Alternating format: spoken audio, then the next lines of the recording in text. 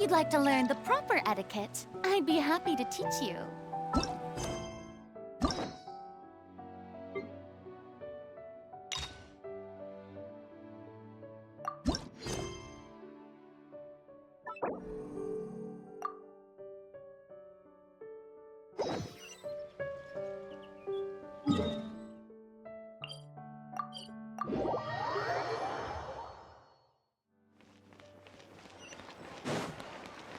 Huh?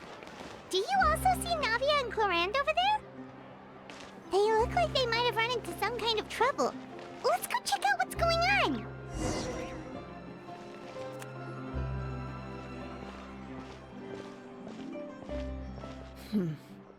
Still no dice? Not at all. And I've asked pretty much everyone in the court of Fontaine already. Lynette's ears drooped as soon as she heard that we'd have to be out and about for days on end. And Fremine, he hid himself under his helmet as soon as he realized there'd be people around that he didn't know. What about Chiori and Charlotte? I feel like both of them would be more than up to it. I've asked them already, but they're both pretty busy right now. I just gave the members of the Spina a few days off, too, so I don't want to bother them either. This is getting pretty difficult. Navia, Clorinde, what's up? Oh my. Well, if it isn't my dear partners. How are you all doing? Huh. Navia? Huh? Oh, you mean...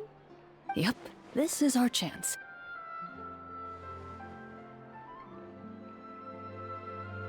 Do you need our help with something? Oh, precisely. My dear partners, we've got a huge problem right now that only you can solve. Whoa, for real? Absolutely. We've already exhausted all our other options. Traveler, Paimon, would you join us and play Marechaussee Hunter Judgment Day? Marechaussee what now? It's a new game script by the Tabletop Troupe, a local roleplay adventure club. Ever heard of the Tabletop Troupe? They put out games that allow you to participate in a story and roleplay characters with your friends. Oh, I've loved their stuff ever since I was a kid. That sounds super interesting. Clorinde and I are both veteran members of the club. Recently, someone came up with a new script and was looking for people to help playtest it for them. And when they asked, of course I couldn't refuse. I mean, come on, a brand new script? Nobody has ever played it before. Generally speaking, scripts at that level of development have a lot of issues, but I think this one is pretty solid. The author obviously put a lot of work into the story, and the world building is also quite credible. Whoa, whoa, whoa! I know I was the one that handed you the script, but some of us haven't read it yet. No spoilers, please. Anyway, the script calls for a team of 4. Ah, yes. We're missing one final player right now. So, you're saying you'll help us out? I knew I could count on you, partner. Paimon and the Traveler are kind of a package deal. Is that okay? That's not a problem. I'll adjust the pace based on the actual number of players, and ensure that everyone has a good time. Well, Traveler, what do you think?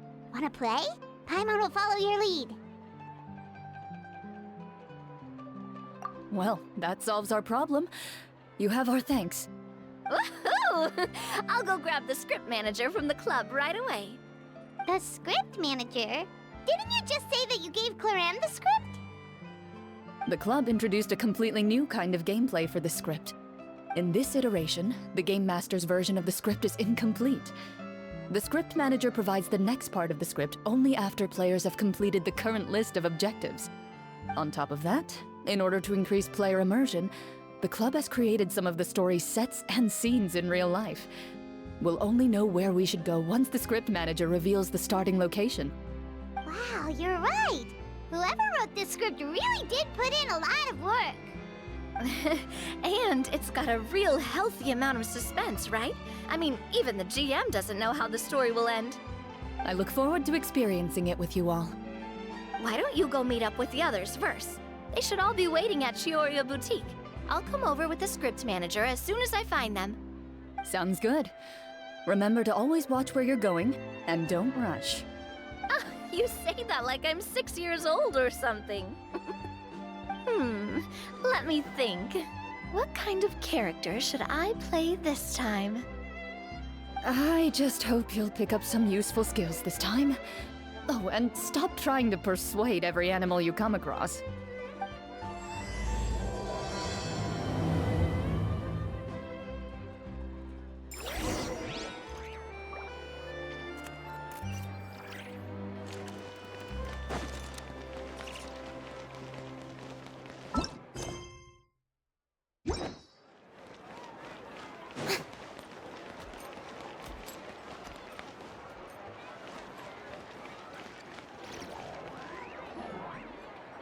Oh, sorry to keep you waiting. Ah, you're back! Huh? And you've got the Traveler and Paimon with you, too! What a pleasant surprise. I assume you'll be joining us for the game then? Linny, Farina! Paimon didn't know you were playing too. Are you also members of the tabletop troupe? I'm more of a casual member if anything. I haven't taken part in many formal club activities. Lynette Fremine and I play something similar at the Hotel Bouffe Tété sometimes, but I'm usually the GM. Still, I'm sure it'll be fun being a player for the first time. I'm looking forward to it.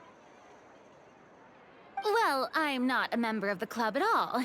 Clorinde simply woke me up first thing this morning, said there was a good script worth experiencing, and asked if I wanted in. If you're interested, I can give you a referral. That should give you a 40% discount on membership fees. I think I'll wait to see how this experience plays out first, especially when it comes to the quality of the script. If it's sufficiently fun, then I'll join. Do you participate in a lot of tabletop troupe activities, Clorinde? You could say that. She's actually one of the few senior game masters of the troupe. Ah, right.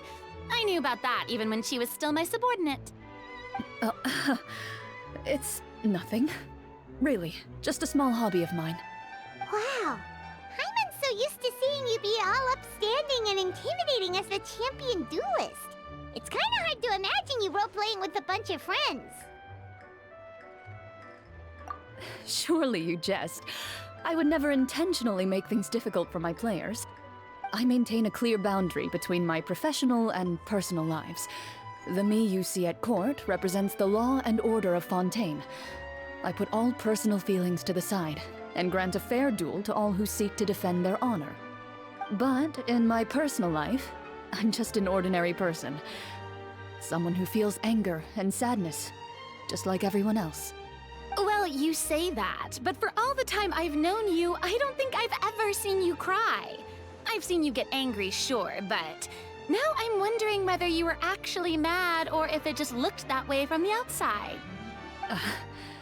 I was probably in work mode during those times. Is that so? Well, in any case, I just feel like even in your personal life, you don't get emotional very often. So you want to see me cry? That might be a little difficult. A show of anger, though, that might be something I could accomplish. No, that's not what I meant.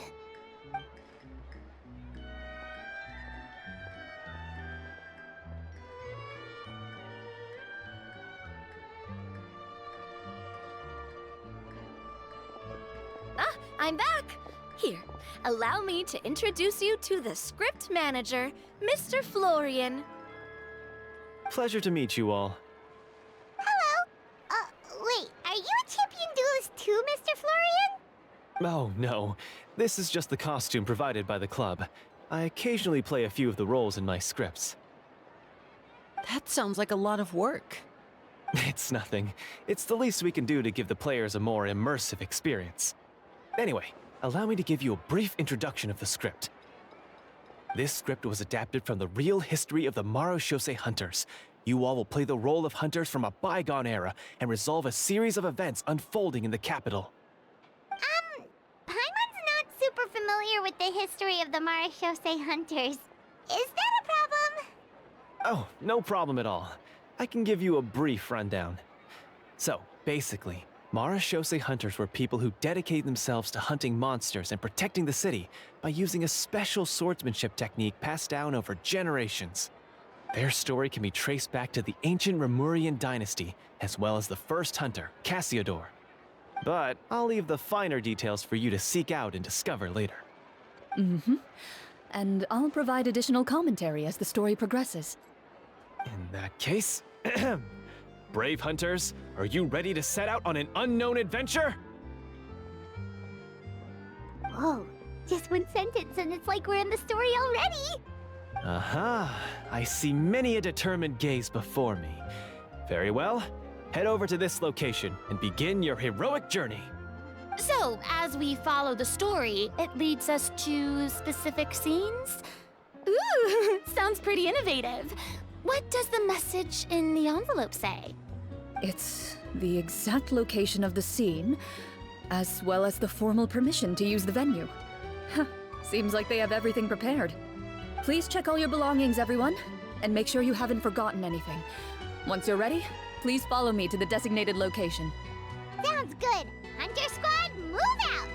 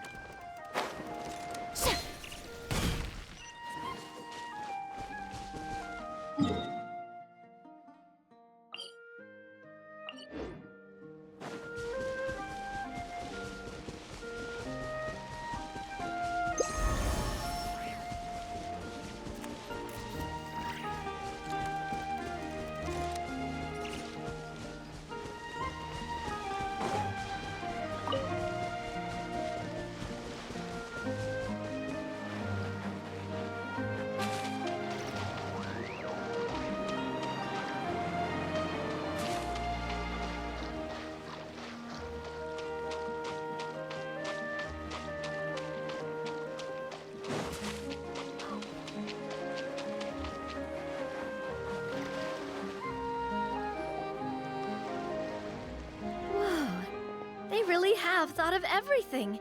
Even the phaetometer is here and ready to go for us. The phaetometer? What's that?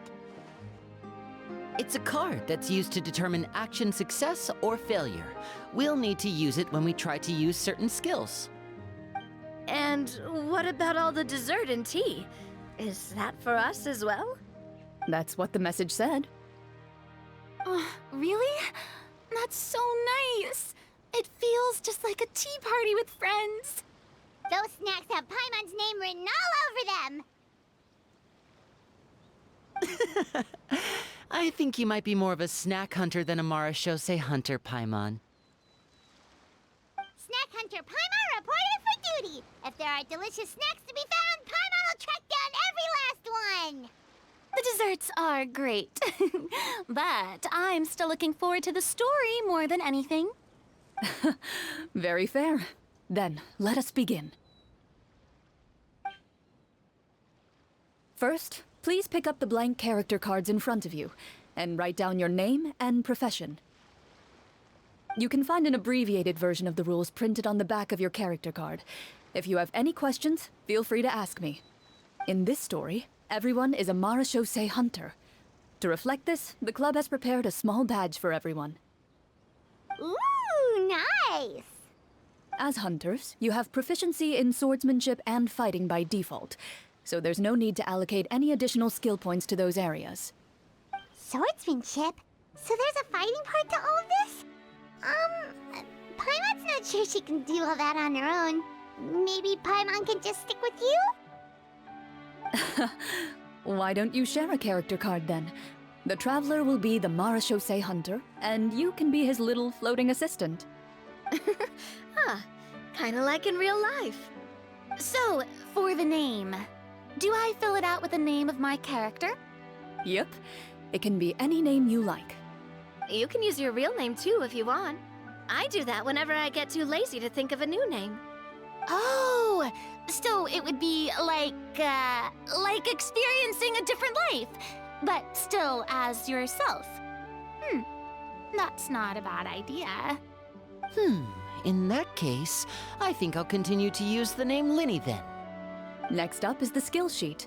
You have a limited amount of skill points that you can use to learn a number of skills. The more points you invest in a particular skill, the easier it will be to pass associated checks. I'll take persuasion and investigation. Those are must-haves when it comes to missions like these. Oh, those skills sound like they'd be useful for gathering intelligence. Good idea, Navia. Just as expected of a veteran player. So should we also take those skills then? Not necessarily. Since we're working together as a team, we could leave the negotiations to Navia and use our skill points to pick up other useful skills. For example, I think I'll take stealth and sleight of hand. That will give us more options if we run into any situations we can't negotiate our way out of. Oh, interesting. I wasn't thinking about it like that. I suppose it's not so different from an acting troupe. Everyone has their own role to play. Let me see. I'll take arts and performance. I'm not quite sure what use they'll be, but I'm not as knowledgeable about the other skills, and I am not too confident I'd be able to roleplay them well. Well, that leaves us. What do you want to learn, Traveler?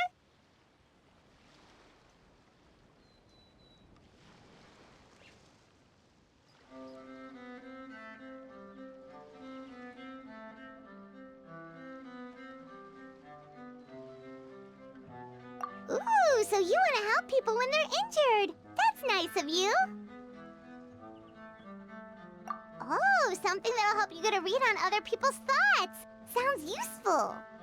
So what do you think? Are you sure you want to learn these 2 skills?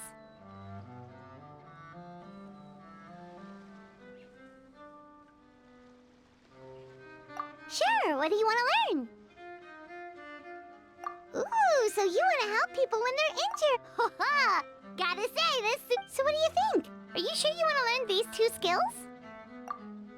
Let's see. Oh, looks like you each have enough points to choose one final skill. You've all picked such classic skills.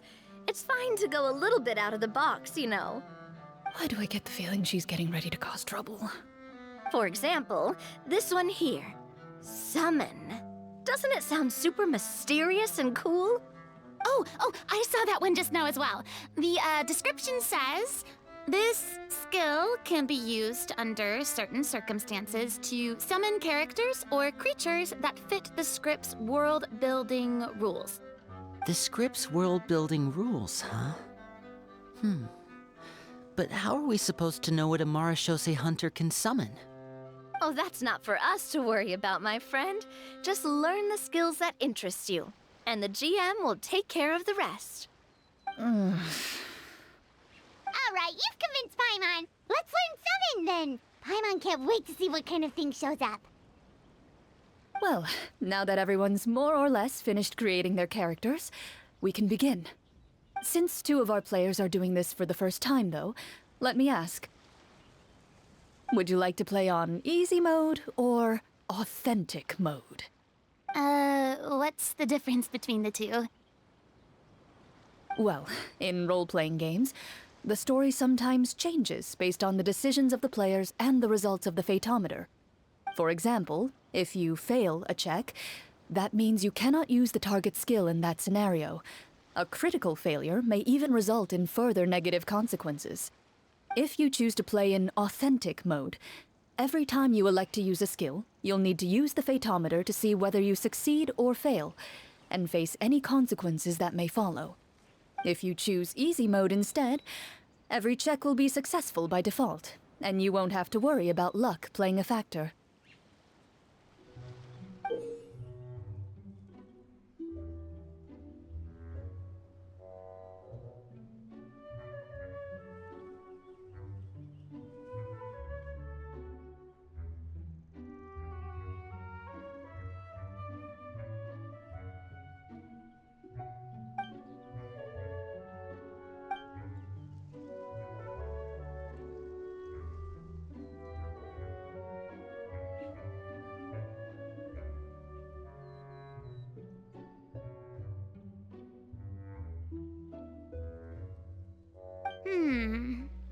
Given that I'd like to focus on the story, I suppose I should pick easy mode.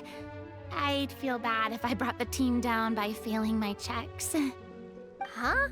Oh, come on. Don't worry about that. RNG is the lifeblood of role-playing games. I'm going with authentic mode for sure. Never knowing what you might have to overcome. Ugh, doesn't that sound exciting? I'd rather be mentally prepared for what might happen. All right, then I'll mark down Farina for easy mode. All her checks will be successful by default. As usual, Navia and Linny will play on authentic mode. What about you, dear partner? How would you like to play?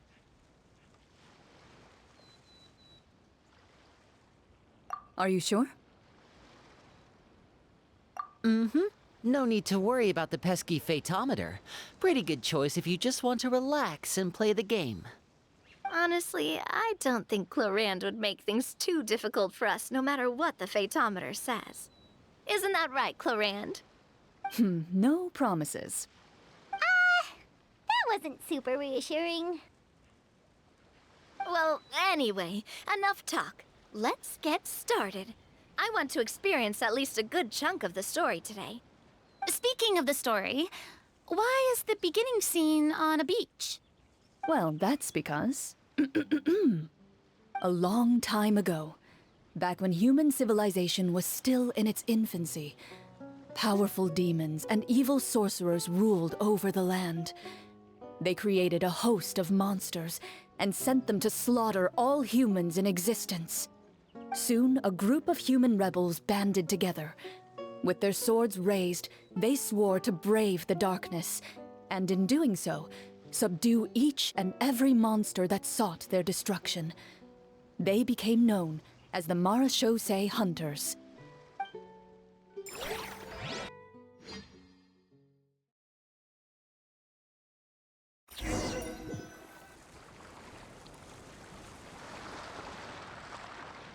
Sometime later, as a member of the Marachose Hunters, you receive a commission. Following the address provided on the message, you take a boat and arrive at this strange city. As you inhale, you can taste the slightly salty air of the docks as you begin to survey your surroundings. There aren't many people in the vicinity, but you do take note of a few others who, like you, seem to be sizing up this place.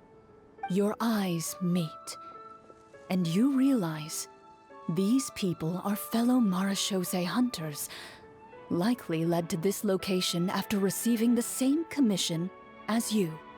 You're all Marachose hunters too, right? Allow me to introduce myself. The name's Navia, monster hunter by trade and helpful neighborhood businesswoman on the side. What say you to traveling together? We can help each other out on the road. Okay, count me in. My name is Linny. I've been wandering since I was little and picked up a few less than legal tricks along the way. I was adopted by a Marachose hunter and later chose to follow in his footsteps. Is this where you introduce your character to everyone? It sounds like they've done this dozens of times. My name is Farina, and, I grew up in a noble family. I always had a strong interest in performance and the arts. Even though I'm a marche-say hunter, what I really want is to be a performing artiste. Hey, that's really cool. You can do it, Farina. That's exactly how it's done. Paimon is Paimon, a good friend and companion to this marechaussee hunter right here.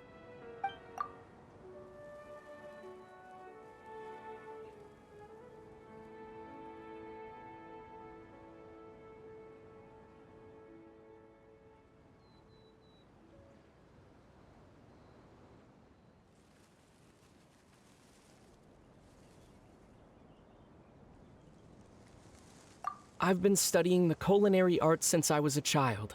I hope my delicious food can help boost people's spirits. That's wonderful. I'll be looking forward to your cooking during our adventures together.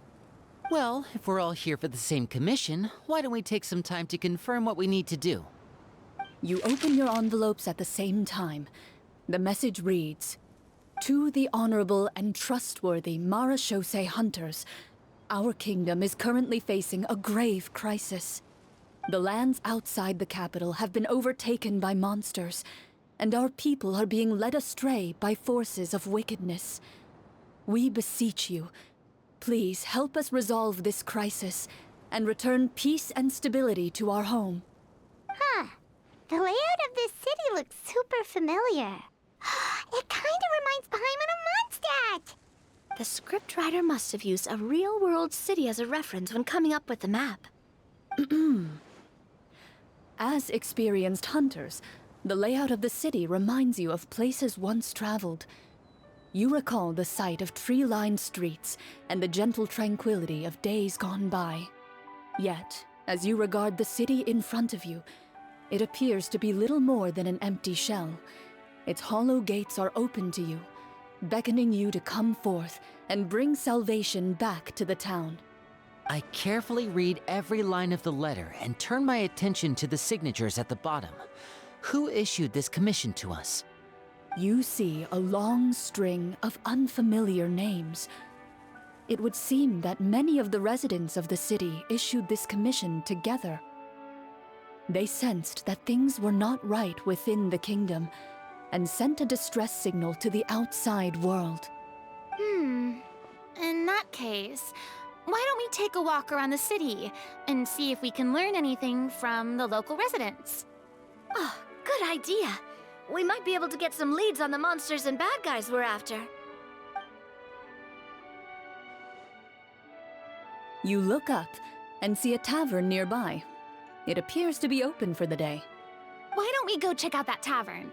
If the novels I've read are anything to go by, taverns are usually full of information.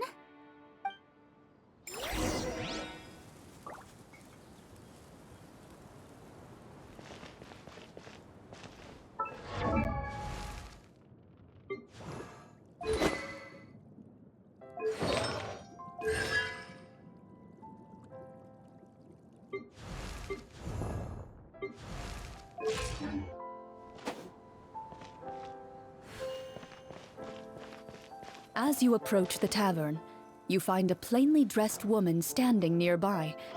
She appears to be rather troubled about something.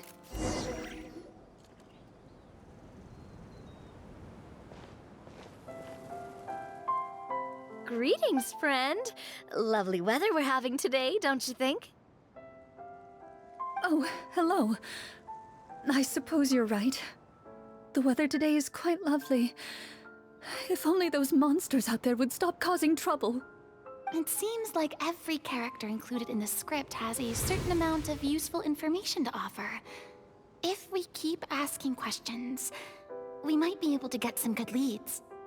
Oh, come now, don't be sad. Life is all about optimism. Oh, that reminds me. What did you have for breakfast this morning? Huh? I don't think that's the kind of question we're supposed to ask. Nothing turns a frown upside down like good food. How about some macarons? I could make you some. You didn't even take cooking as one of your skill proficiencies. That's not necessary, miss. Excuse me for saying this, but you don't really look like a chef. Besides, I'm not really a fan of sweets. So you're someone who barely smiles and doesn't like sweets. You're really starting to remind me of this one friend of mine. Hey! Did she just... me? Clorinde must have broke character for a second. This isn't getting us anywhere. Traveler, maybe you can think of something.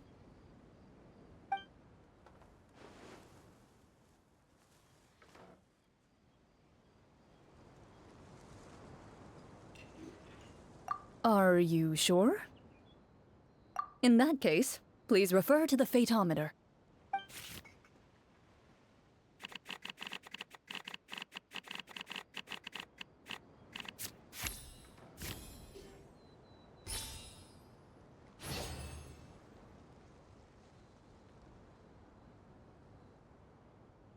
Whoa, it was a success! You remain silent as you prepare a pot and fire to use for cooking. The woman stares at you with her mouth agape as you skillfully cut the ingredients and toss them into the pot. After some time, a rich aroma begins to fill the air. Even a passing cat can't help but stop in its tracks and look up in anticipation. Please have some food. Who knows, maybe you'll feel better after eating something delicious. Whoa! That's amazing! Wait. So, as long as you pass the check, you can pretty much do anything? And it won't be seen as absurd? Oh, thank you. You were right. This food really did make me feel better. So, what had you so worried earlier? Could you tell us a bit more about it? Okay, let me fill you in.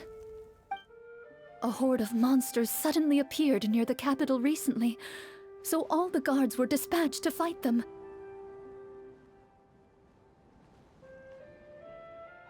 Do you remember when those monsters appeared?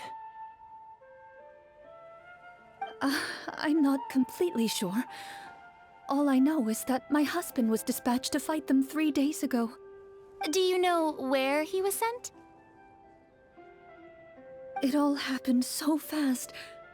When we said our goodbyes, he couldn't even tell me where they were sending him. You have our thanks, friend. We'll find and defeat those monsters as soon as possible. We sincerely hope your husband will be able to return to your side soon. Oh, thank you. Don't worry. We'll find him. Just try to remain optimistic and wait for good news. We don't always get to choose what happens to us. But we do get to choose the little things, like what we eat and how we respond to the things life throws our way. I hope that one day, you too will recognize the power of something as small and inconsequential as a delicious dessert. I'll do my best. You bid farewell to the woman, and continue your journey further into the city.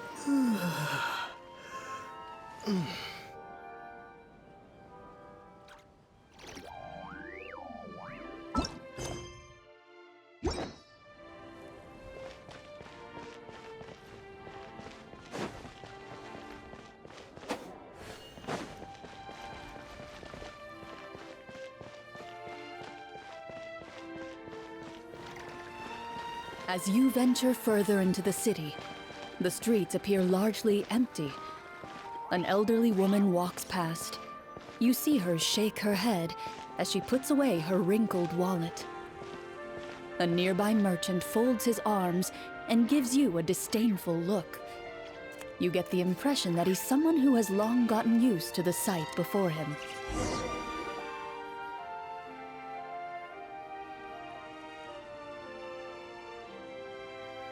Although he doesn't seem very friendly, merchants are usually a good source of information, right? Pardon me, sir. I'd like to ask a question if I may. That depends. How much are you willing to pay? How about this much? Gah, what do you take me for? Some lowly beggar?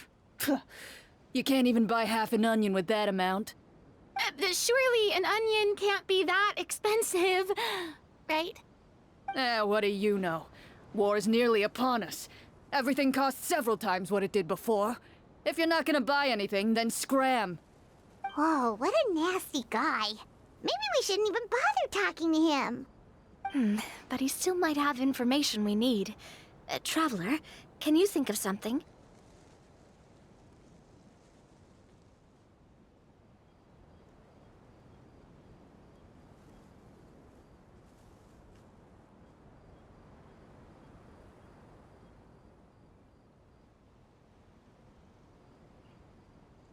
Sir, we came to this city to solve the very problem you seem to be referring to. The war you mentioned, would it happen to be against the monsters outside the city? If you happen to be well informed and know a thing or two about what's going on, we'd appreciate it if you could share that information with us. After all, the sooner this problem gets resolved, the easier it will be for you to do your business.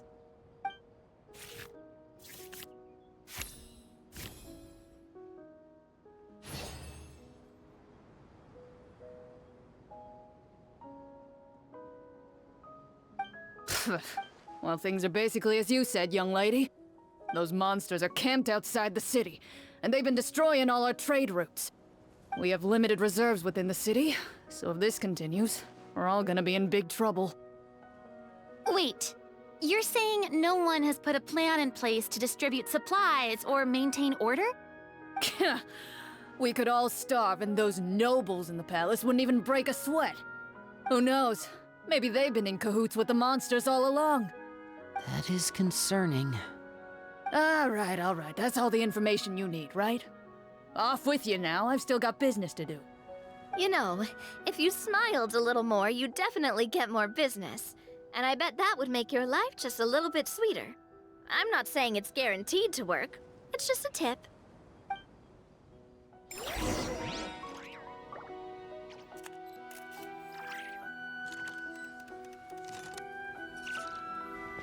Should we try to go somewhere with more people? Oh, how about the city square? Follow me.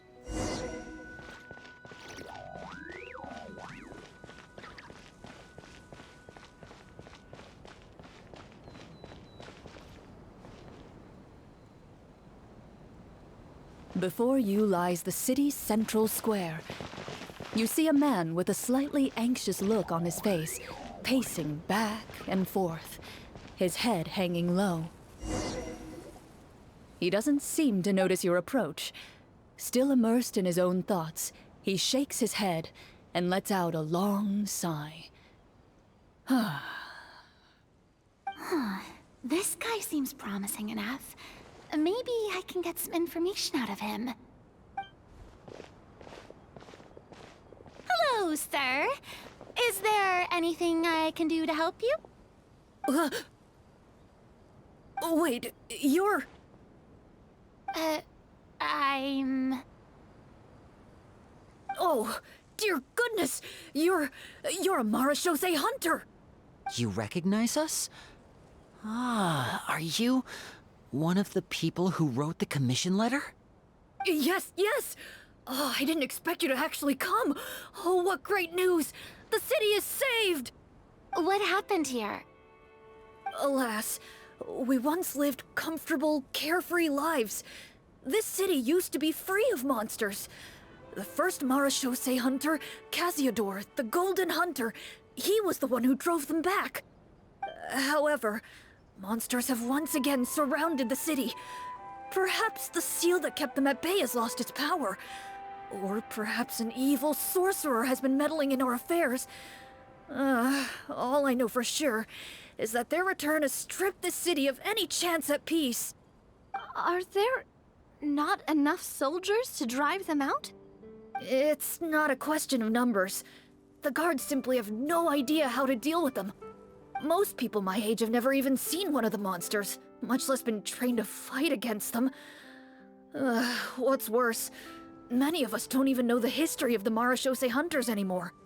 When I was a child, though, my grandfather would tell me stories about how the Marachose hunters drove back the monsters. So, on the off chance that something might come of it, I decided to reach out to you. To be perfectly honest, I was starting to think all those stories were just tall tales. But now that I've seen you in person, I finally know that it was true! Well, you can rest easy, friend. The righteous and formidable Marachose hunters are on the case. The man is touched by your determination and resolve. His eyes begin to well with tears of relief. Still, if we are going to hunt the monsters, we need to know where to find them.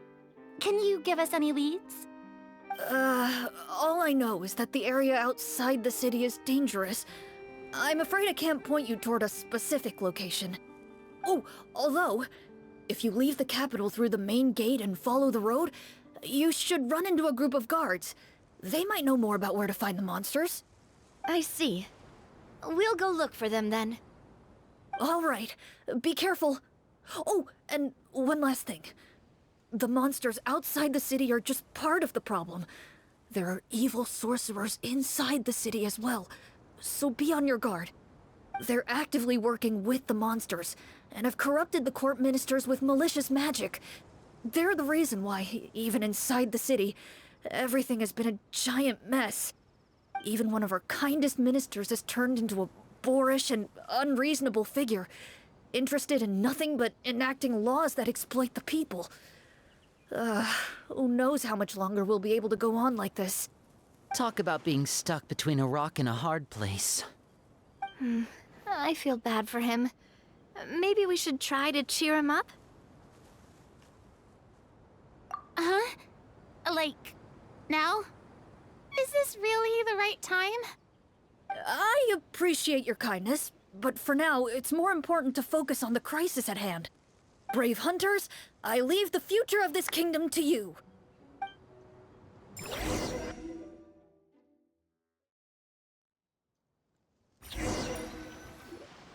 If I understood correctly, there are currently 2 problems in the kingdom that need solving, right? Exactly. We need to defeat the monsters outside the city and take down the evil sorcerer stirring up trouble from within. But which problem should we tackle first? Well, this seems like a good moment for a break. Take some time and discuss what you want to do. Let me know when you've made your decision. I really didn't expect the people in the city to keep us at arm's length like that.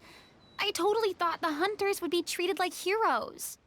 Well, Clorinde said the script took cues from the real history of Fontaine, right? Maybe the real-life Marachose hunters were also treated like that. I wouldn't say it's a perfect representation of history, but there are definitely some similarities. Would you like to hear more about it?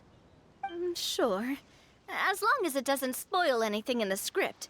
You brought up bits and pieces of the hunter's history before, but it was all in passing. Paimon wants to know too! The hunters were super powerful, right? Were they all from a special line of supernatural beings or something? Kinda like the yokai in Inazuma? No. All Marachose hunters were ordinary mortal fighters. The only thing that set them apart were the special sword techniques passed down over the centuries. Huh? So you mean anyone could become a Marashose hunter? In theory, yes. All you would need to do is survive the rigorous training and master the swordsmanship techniques required to fight the monsters. Still, most people dropped out at the early stages, and others called it quits the minute they saw a monster in person. To become a hunter, you must be strong in both body and mind. What kind of monsters did the hunters fight exactly? Oh, and the evil sorcerer the script mentions. Did they exist in real life too? The land of Fontaine once played host to an ancient dynasty known as Rapperia. After that dynasty fell, monsters began to appear, intent on obstructing humans from establishing a new social order. One of the ancient sorcerers of Rapperia used his power to assemble a formidable army of golems. He sought to use that force to establish himself as king. Now wait a second. Don't tell me that guy was the inspiration for the evil sorcerer in the script. We still haven't found any in-game information on him yet. So, why don't you talk about someone else for now? Well, I wasn't planning on going into anything you might be able to find out in the game. But if you want me to talk about something else, then... How about Casiodor, the Golden Hunter? Or Egeria, the ex-Hydro Archon? Wait, but those people are all from a super long time ago. Where did you learn all this, Clorinde? From my master. Huh. By master, you mean Miss Petronia? Someone you know? Absolutely. Miss Petronia and my father were good friends. Back in the day, she would often bring Clorinde over to play, but then... Let's not get off topic. Anyway, back to what I was saying. Responding to Egeria's call, a number of warriors followed Casiodor into battle against the monsters. This group of warriors, under Casiodor's leadership, became known as the Marashose Hunters. Yet, as Fontaine entered an era of peace, their work gradually became obsolete. The Marashose Phantom, originally an association made up of hunters, eventually came to be predominantly comprised of Melusines. Ah, I see. That explains why most of the people in the script have forgotten the hunters or think of them as nothing more than a legend. Is that really a bad thing, though? It can get tough always being the one shouldering everyone's expectations. Depends on who you ask, I suppose. If the name of the organization no longer commands respect, investigative work is bound to suffer. Speaking of investigations, which problem should we tackle first? Monsters or evil sorcerer? I vote monsters. That's the main duty of the hunters, right? We can come back to the sorcerer later. Well said, Miss Farina. Plus, if the sorcerers really are the masterminds behind this whole thing, defeating the monsters could give us some clues on their intentions as well. What about you, partner? What do you think?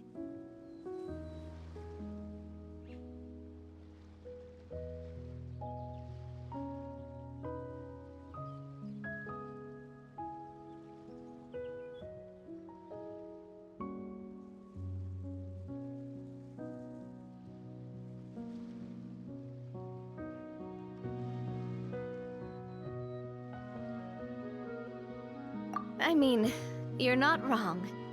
But those characters are usually the ones pulling the strings behind the scenes. More often than not, they're very formidable opponents. Going after them now might be jumping the gun a little bit. We don't want a total party kill on the first day, right? With Clorinde as the GM, I wouldn't rule out the possibility.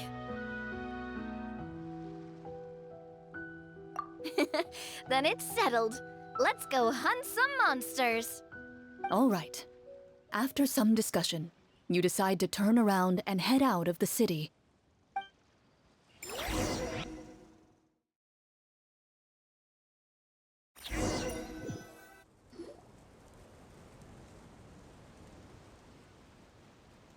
Let's take a look around, like that guy said.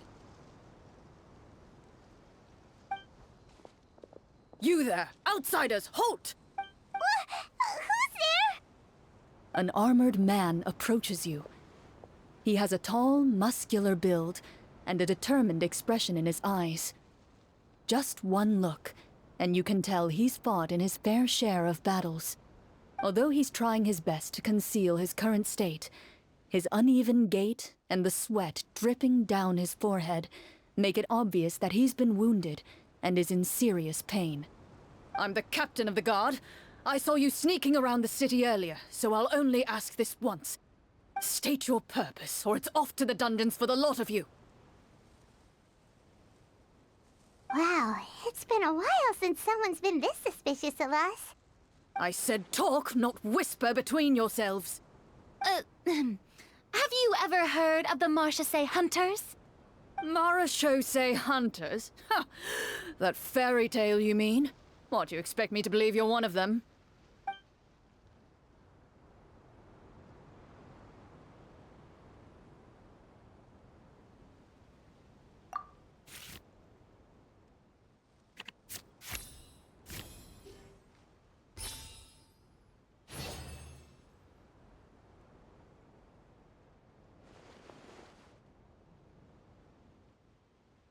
Using your knowledge of medicine, you're able to deduce that the injury on his calf was a monster's doing, and the wound has already begun to fester.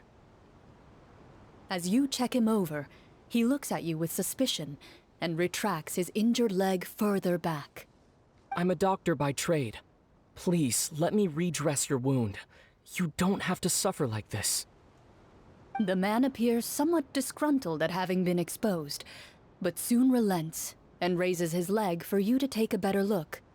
He allows you to apply a poultice of specialized medicine to the wound, and it appears to bring him much relief. The tension in his brow eases. Oh, right. Guess you lot might actually be real Marachose hunters after all. In any case, you've successfully treated my wound. So, what do you want to know? Do you know where we can find the monsters, or the other guards who are fighting them? He informs you of the various locations where monsters have appeared. He looks in that general direction with a pained gaze, as if a thin, invisible thread is pulling on his wound. Some of our new recruits have never even dealt with a petty thief, and now they're out there fighting monsters. If it weren't for this cursed leg. Oh, please, sir. Don't get too worked up. You need to focus on your recovery. Just leave the monsters to us. We're Marachose hunters, after all. Hearing you say that, a glimmer of hope flashes in his eyes. But it disappears almost as quickly as it came. Those monsters aren't easy to deal with. But if you insist on going, I won't stop you either. I just hope all the guards will be able to come back to their families alive. I wish you the best of luck.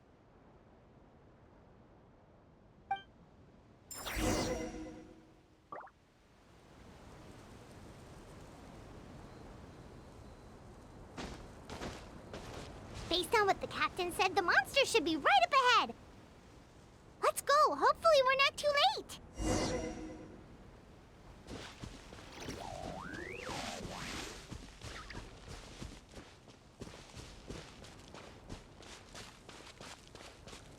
As you approach the battlefield, you see numerous people lying by the side of the road. They appear to be dressed like guards. Their faces are filled with desperation and terror. Some are screaming and cursing in vain, as if still trying to banish the monstrosities they saw from their minds.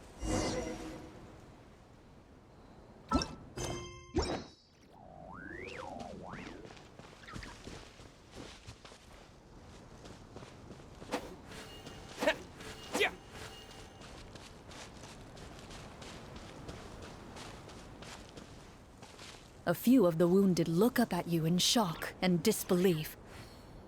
Quick, leave this place. Turn around and don't look back, they yell.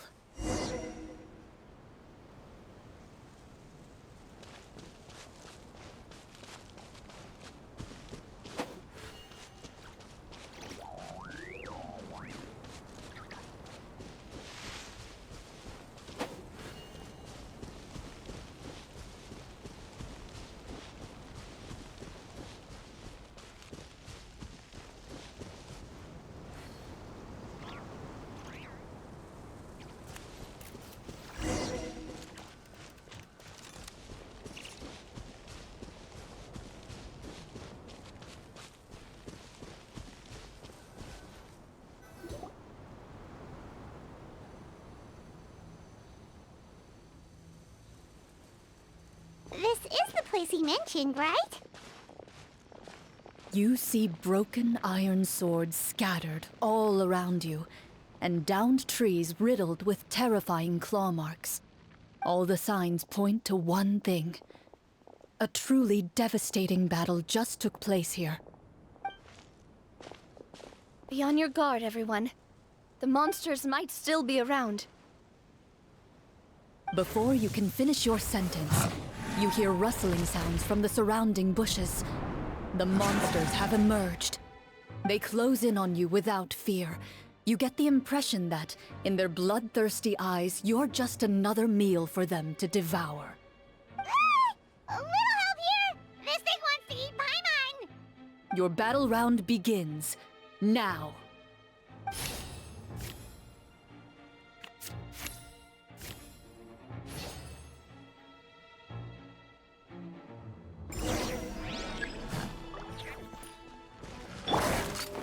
Watch out! Strike a pose!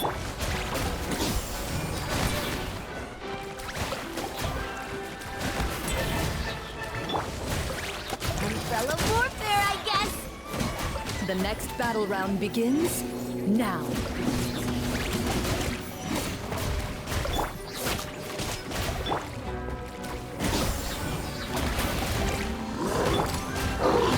Watch out!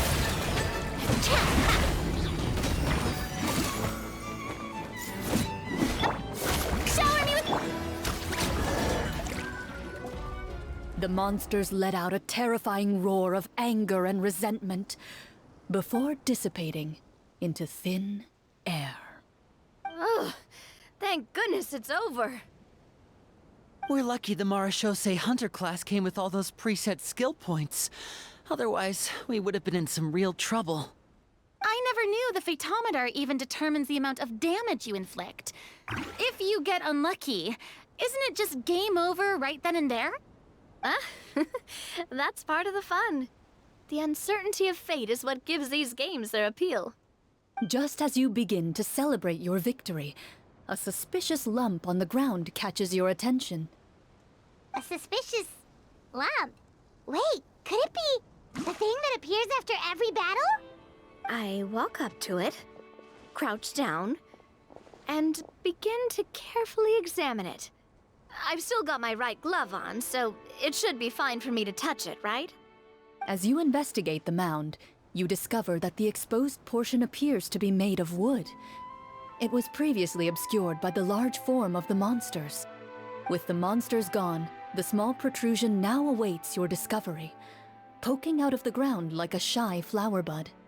Whoa, it's a treasure chest!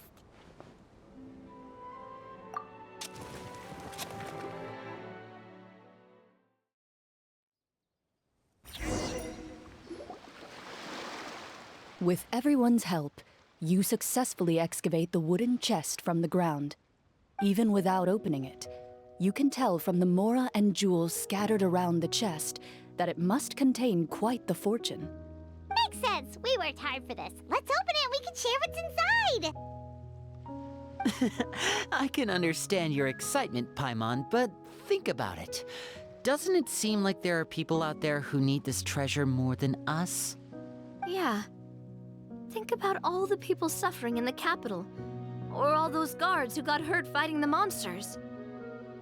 Wouldn't it be better if we gave the treasure to them? Wait, is that how it works? Paimon thought since we were the ones to dig it up, we could just take it for ourselves. Well, let's put it this way. Any decision you make during a role-playing game can impact the future course of the story. But would the people really believe us? It's hard enough for us to prove we're Marshose hunters. What if they think we procured the treasure illegally? They might get even more suspicious of us. That's definitely something we should consider. Maybe we can come up with an explanation in advance. Well, if donating it could cause that much trouble, why don't we use it to buy some gear and fill up on good food? Then we'll be ready to fight even more bad guys. Looks like you're facing a difficult choice once again. Well, it's getting late. Why don't we call it a day for now? Wow, where did the time go? I'm not sure if it's because I'm having so much fun with you all or because the story is particularly enticing, but I feel like I could almost keep going. Here, here.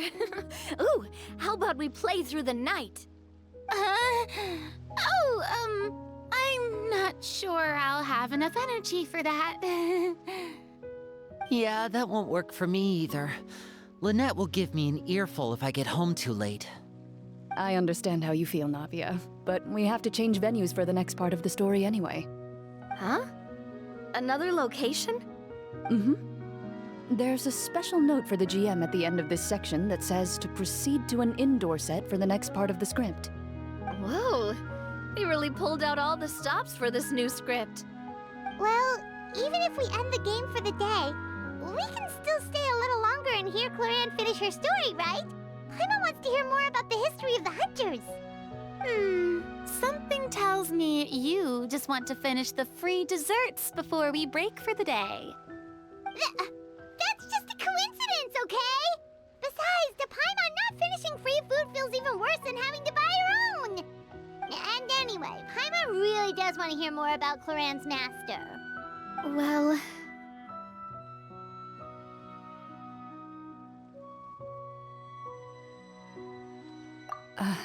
It's nothing. I appreciate the concern, but it's all in the past. It won't do any harm to share these things now.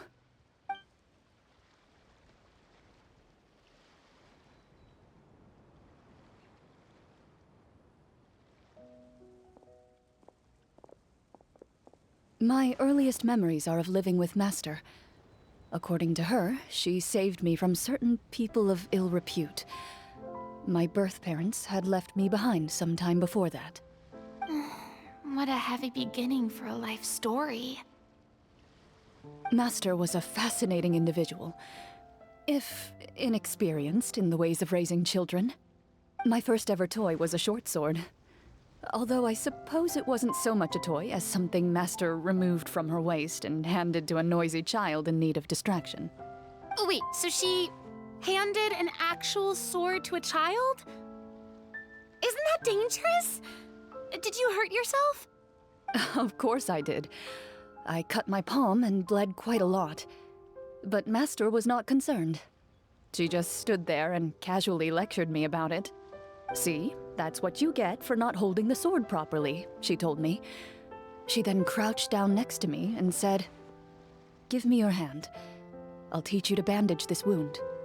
After that, it's time to learn how to truly hold a blade." Excuse me for asking this, Clorinde, but how old were you exactly when all this happened? Probably around, 3, give or take. 3? Isn't that when most kids are still struggling to hold a fork?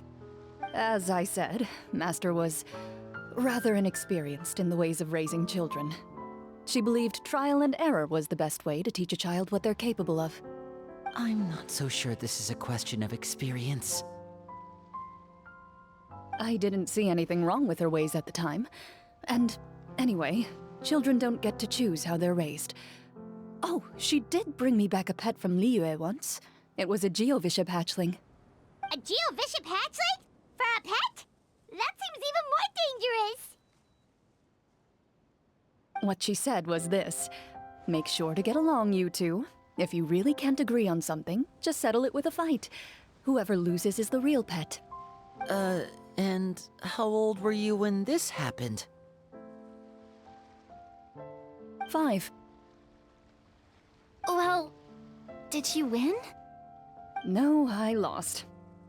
So you're saying you actually became the Geovishap's pet? Yes, but only for a week. By the end of that week, I defeated it in combat, and we've shared a cordial relationship ever since. That really doesn't sound like the kind of childhood someone should have.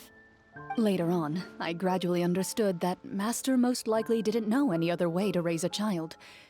She was a marechaussee hunter, but I never heard her bring up her own parents. Thanks to her, I learned how to navigate the forest by the age of 6, and could hunt monsters in the wild by myself the year after that. Even though the training she subjected me to was strict, she always made sure to take me traveling when she had the time. We met many of her friends during those days. That was also how I met Mr. Callis and his family. I still remember the first time we met. You were too scared to join our picnic and hid behind Ms. Petronia the whole time. I still hadn't really met many children my age at that time, so I didn't know how to interact with others. After that, though, you started coming over a lot. You loved challenging people to shooting competitions, remember? I don't think many members of the Spina ever beat you in one of those. I had a lot of fun during those days. I enjoyed them too. Oh, do you remember that one time we went exploring around the Spina together? We overheard Papa call your master Fontaine's Protector of Justice. We tried to pretend like we never heard anything, but you nearly let it slip that one time.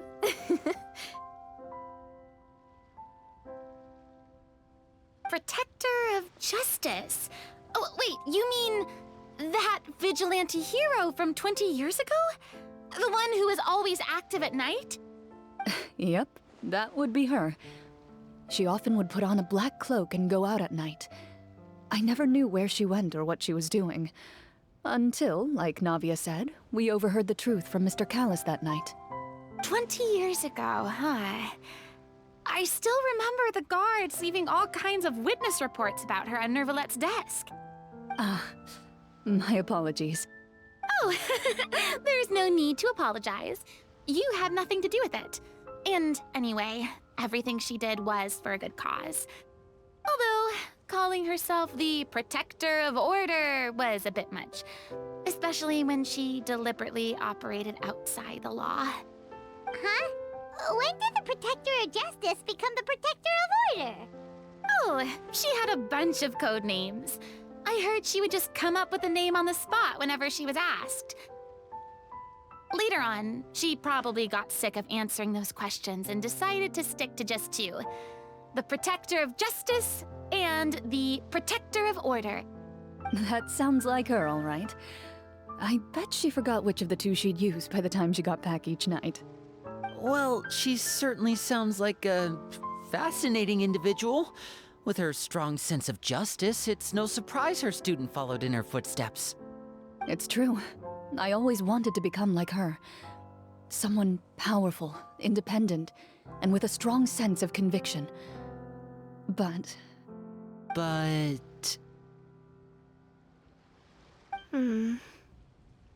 She suddenly disappeared the night I turned 10 years old. Disappeared? What happened? I have no idea. She didn't even leave a note. I was never able to find out where she went. That night, I was celebrating my birthday at Navia's house. But Master never came to pick me up. When I returned home on my own, it was to an empty house. When she still didn't appear after a few days, I went to Mr. Callis's house to ask about her whereabouts. But he only shook his head. Papa probably didn't know either. I know he sent a few people to investigate the matter in secret, but they never found any credible leads. Don't worry, I understand. To be perfectly honest, given Master's personality and way of doing things, it all made a lot of sense. If I had to guess, I'd say she probably used it as an opportunity to force me to become independent. Just like how, when a litter of kittens reaches a certain age, the mother willingly leaves them behind. Were you upset, Clorinde?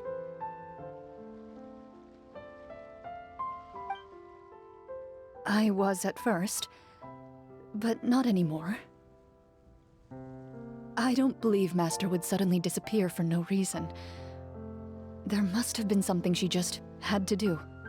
Well, despite everything, you still managed to follow in her footsteps and become the greatest champion duelist in all of Fontaine. You're practically a living symbol of law and justice. I suspect my position would be far too by the books for her. Master always did whatever she pleased. But you're right. I suppose I do take after her in some ways. Who knew Clorinde had such an interesting past? I never had the chance to ask her about it before. I wonder... If Clorinde's master were the champion duelist back then, would that duel against Mr. Callus have gone differently? Oh no. Judging by the atmosphere, Clorinde and Navi are probably thinking something similar. The mood just got super awkward all of a sudden. Well, anyway. Would you look at the time? It's getting dark, so we should probably call it a day for real this time. If we keep talking like this, we really will be here all night. I had a great time today, Miss Clorinde. Thank you for being our GM. Anytime. The script was good, but I've got to say, your childhood stories were even better. Hey, you should tell us more about that fight against the Geo-Bishop sometime. Maybe your master was onto something. You could be right. What does she mean, onto something? I certainly don't know any 5-year-olds who want to fight a bishop in their spare time. Guess I'll head back as well. I need to save my energy if I want to continue enjoying the story tomorrow. You're that excited to hear about my fight with the bishop? I was talking about the script.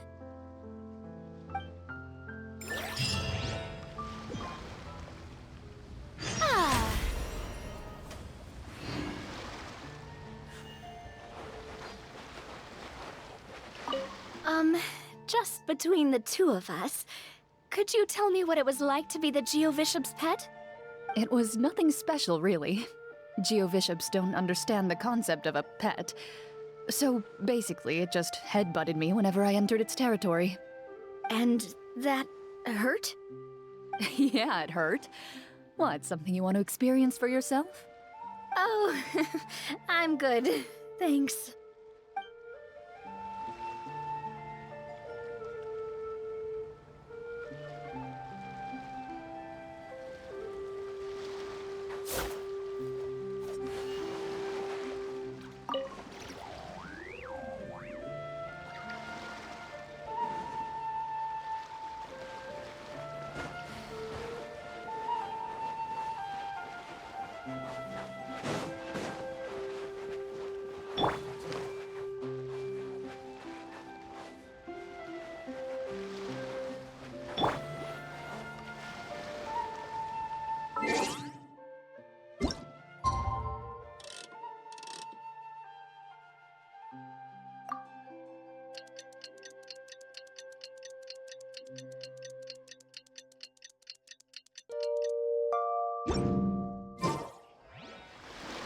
Let's go meet up with the group! Paimon's really looking forward to today's story.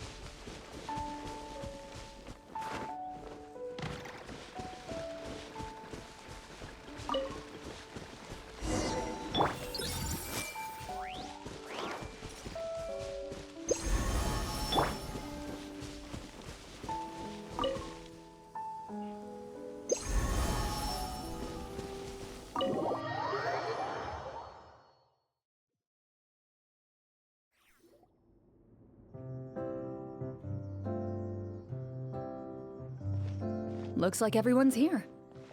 Now, before we begin, why don't we finish where we left off yesterday?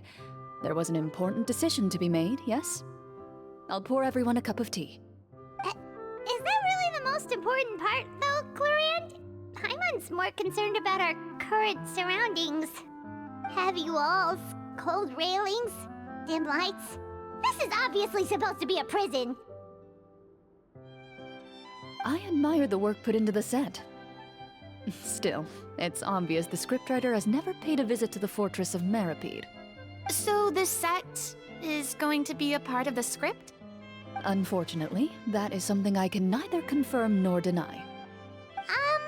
Anyone think Clorinde's starting to look kinda scary. Well, whatever happens, we'll just have to push on. But first, we should really figure out what to do with this treasure. If we're worried about arousing suspicion because of our identity, why don't we give ourselves a different name, just like Clorinde's master did? Yeah, it might be better to keep a low profile. As long as we're helping people, it doesn't matter who we are or what we're called. Staring at me won't get you anywhere. Or did you want some more tea? Oh, Paimon's good. Thanks. Why aren't you saying anything, Navia? Wait, what's that next to you? Oh, this is the short sword Clorinde mentioned last night. I found it. Huh. I'm surprised you managed to track it down after all this time. Well, I made sure to take good care of it, considering the circumstances in which you gave it to me. Of course I had to keep it safe. Anyway, where were we? Oh, right. I was just thinking about all the potential ways for us to break out of prison. We could dig a tunnel, or try to bribe the guards. Wait, we haven't been thrown into prison yet, have we? Well, it's only a matter of time. It pays to be prepared. Just like how you should always have an umbrella on hand, even when it's sunny. Alright, Paimon's made up her mind. Let's just give the treasure away. Paimon may have wanted to keep it, but if it's going to land us in prison somehow, Paimon will be too upset to enjoy her snacks. So, you reached an agreement? All right then, we can continue with the story. Oh, and we'll collect all the scattered pieces of treasure on the ground as well. All right. You collect the treasure and make your way back to the capital with your bag of loot in hand.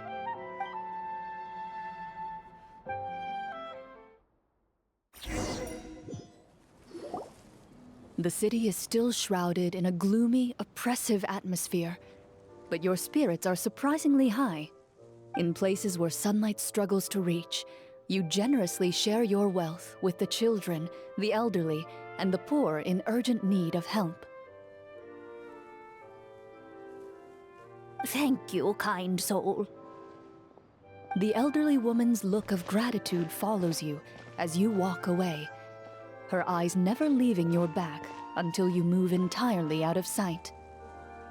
However, there's still quite a bit of Mora remaining. It appears you haven't made much progress. She's probably trying to tell us to speed this up. We need to hurry up so we can address the sorcerer problem. Should we go find that man again at the square? He seemed like a pretty responsible guy. I'm sure he knows the people here far better than us.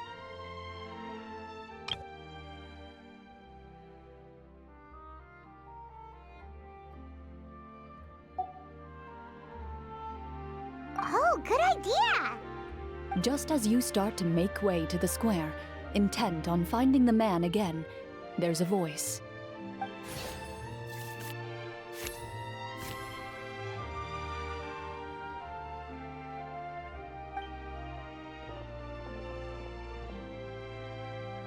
Please wait, distinguished guests.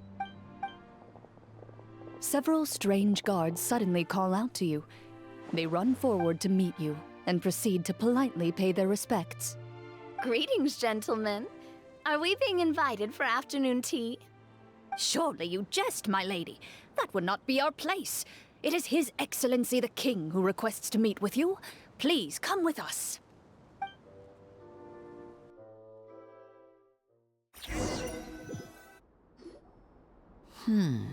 Do you think this could be a trap? Well, we have to investigate the court at some point, right? Meeting the king himself would be a fantastic opportunity to do that. I say we go for it. If something happens, we'll just turn the whole place upside down. That sounds a little intense. After a quick discussion, you nod to the guards and agree to follow. They lead you all the way to the audience hall of the palace. Gilded tables line both sides of the hall. The space itself is adorned with all manner of expensive antiques, glass shelves, and silver candlesticks. The items appear quite ordinary in size and dimension, yet their presence somehow makes the emptiness of the hall feel even more surreal and ominous. Wow, it's so luxurious! The elderly king, clad in a magnificent robe, sits upon the deep crimson throne before you. He wears above his head a majestic crown, with a gemstone the size of a bird's egg set right at the very front. As you observe it, you see a complex pattern of light reflect off its surface. They're here, Your Majesty. A man dressed in dark clothes, likely a minister, shields his mouth with his hands and bends down to whisper a few words to the king. After a moment, he lowers his hands and stands back up. His gaze shifts to fixate on your group, but he does not move from his place at the king's side. The king does not appear entirely aware of his surroundings. The man by his side, though. We should keep a close eye on him. The king remains still and says nothing. The minister is the one who speaks. Esteemed guests, allow me to thank you for coming to our faraway kingdom. Unfortunately, His Majesty the King finds himself quite exhausted from work. So please allow me, his Prime Minister, to welcome you in his stead. I've heard tell that your group, the Marechaussee Hunters, used your exceptional ability with the sword to repel the monsters near the capital. Such a great deed deserves to be rewarded. However, seeing that I was not fortunate enough to observe such a feat with my own eyes, you'll forgive me for seeking to verify the truth by speaking to you myself. Well, we've got nothing to hide. You brought us here to talk, right? So we'll just explain what happened.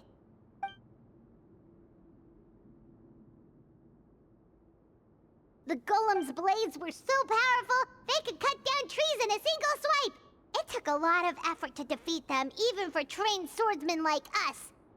Well, that was enough details, right? Believe us now? Your account does indeed match those of the survivors. Since you were the ones who defeated the monsters, that must mean you are also in possession of the treasure they stole?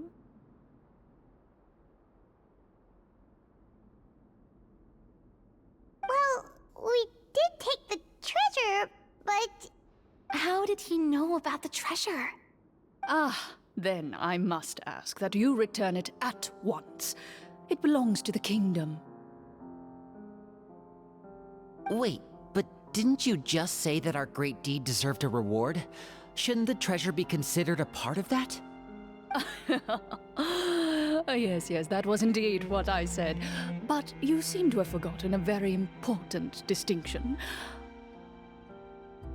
Only that which is freely given by the king can be considered a reward. Taking the rightful wealth of a kingdom without said permission, on the other hand, is a crime.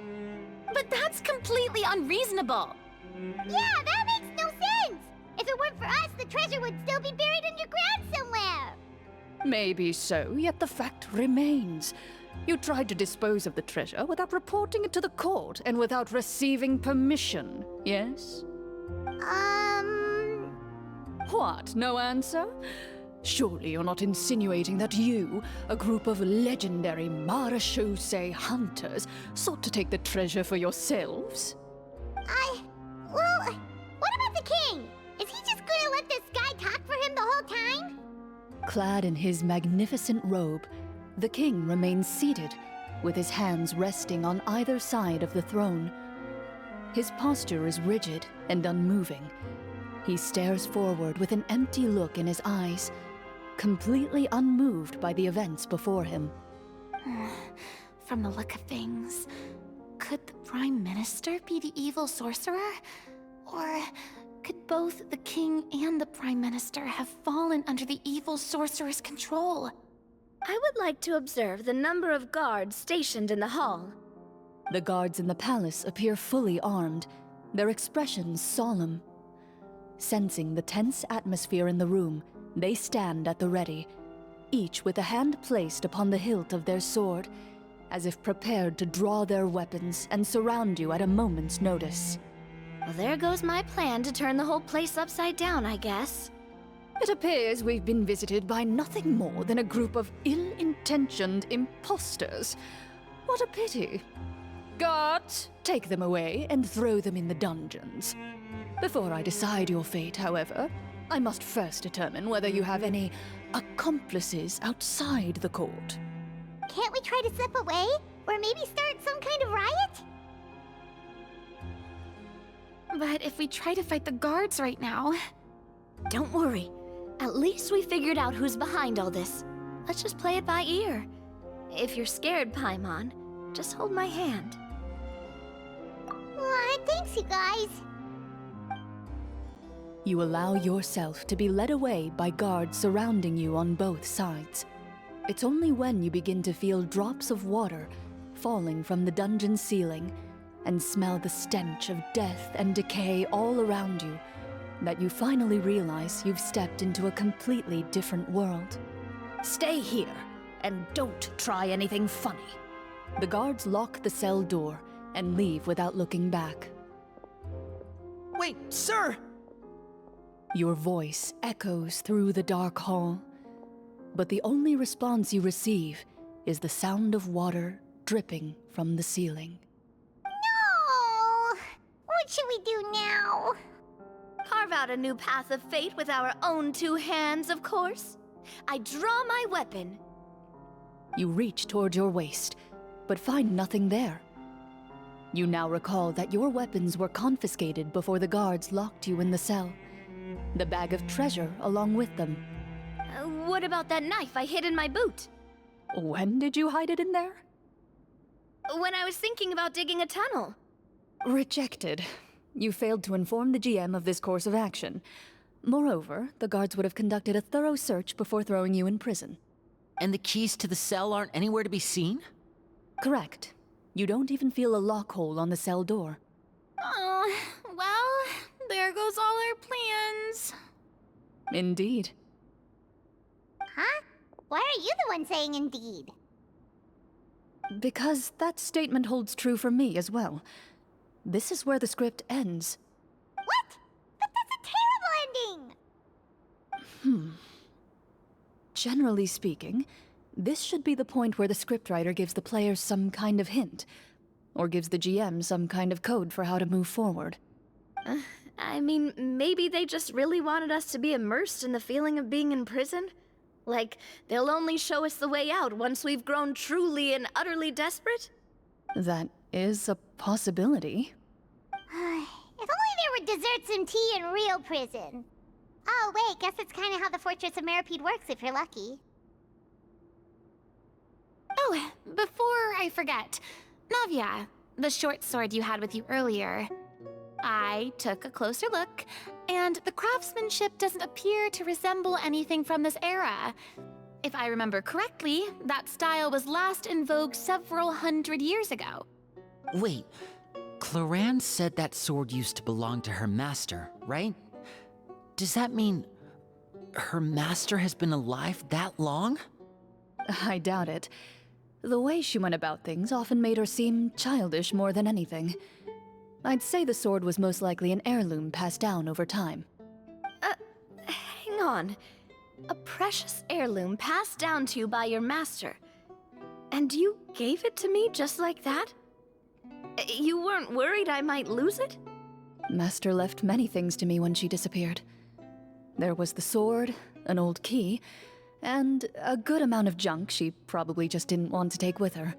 I gave you the sword back then, because I didn't want our friendship to end. Wait, when did this happen exactly? After the duel. Between Mr. Callis and myself. Before that, Clorinde would have meals with us and even stay over at the Spina some days. She was on great terms with Papa as well.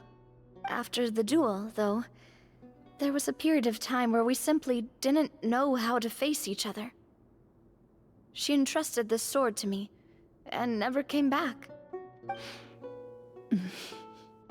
We were both sad, and conflicted. and totally overthinking everything as a result. Whenever I looked at this sword, I couldn't help but wonder if Miss Petronia had never introduced us to each other at that picnic. Maybe part of the sadness I was feeling could have been avoided.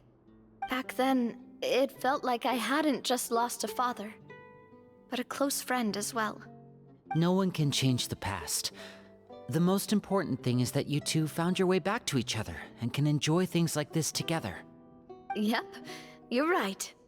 I'm sorry, you two. I didn't mean to bring up any sad memories. Think nothing of it. No one here is at fault.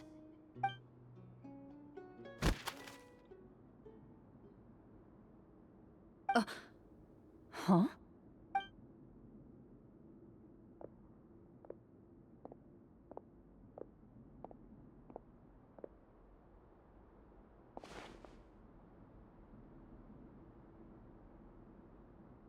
Oh, looks like the next part of our script is here.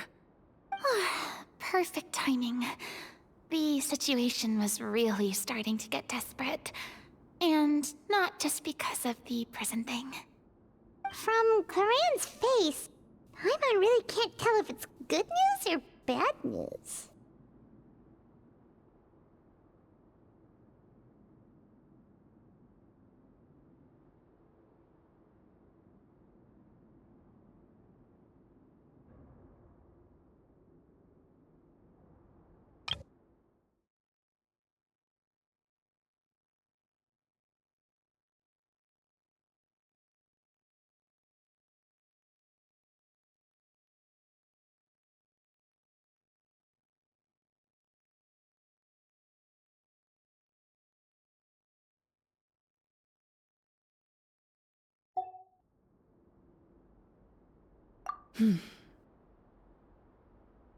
Water continues to drip from the ceiling. In this lightless dungeon, you lack a reliable way to tell how much time has passed. Eventually, you get used to the unpleasant odor of straw, mold, and rust, and find yourselves alternating between fits of drowsiness and despair.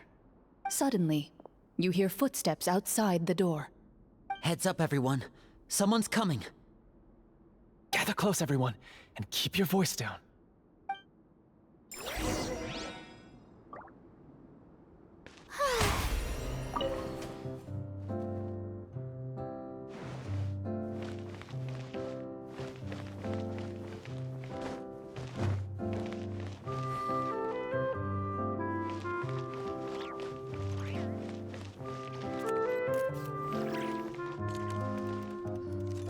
Who are you? I work as a guard in these dungeons, but my true identity is the same as your own. I'm also a marechaussee hunter. Huh? Shh!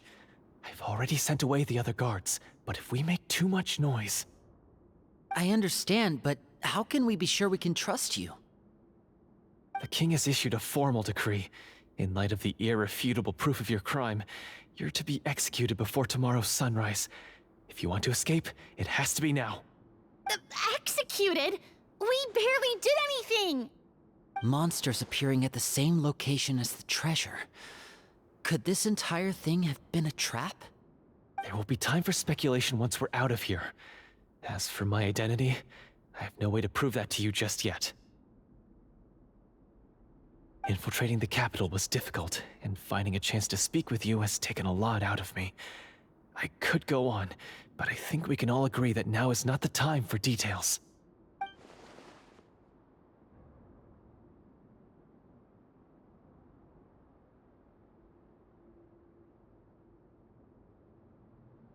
Have you seen our weapons anywhere, sir? Don't worry, I brought them with me. They're just behind the door. Still, these weapons alone won't be enough to defeat the true enemy behind the scenes. His faction is too powerful. The guards are all under his control, and he's even stationed a number of golems in various rooms throughout the palace. To defeat him, you must find a secret vault. It is said that within that vault, the marechaussee hunters of the past left behind a treasure with the power to defeat the sorcerer. You're not coming with us? No, I'll remain in the dungeons to deal with the guards. I'll try my best to distract them so they don't go after you. As long as my identity is not revealed, I'll be able to aid you when the final battle comes. In that case, please stay safe. Thank you for your concern. I will do my utmost. As for the location of the vault, here, this map should lead you there.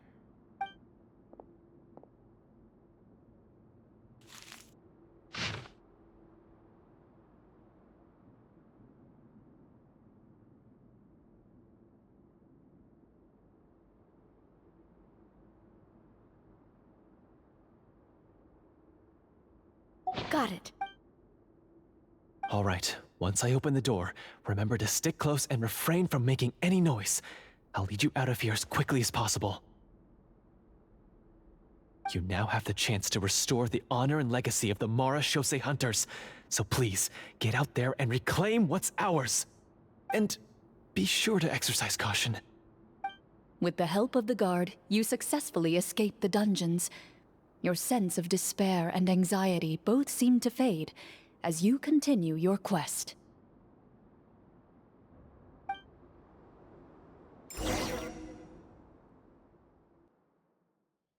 Wait, we didn't get to use our skills at all while we were in prison.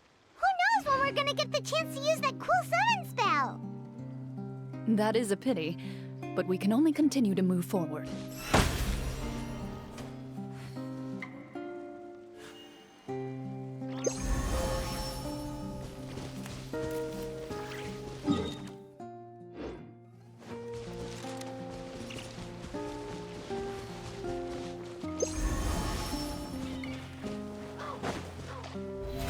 Oh, brilliant!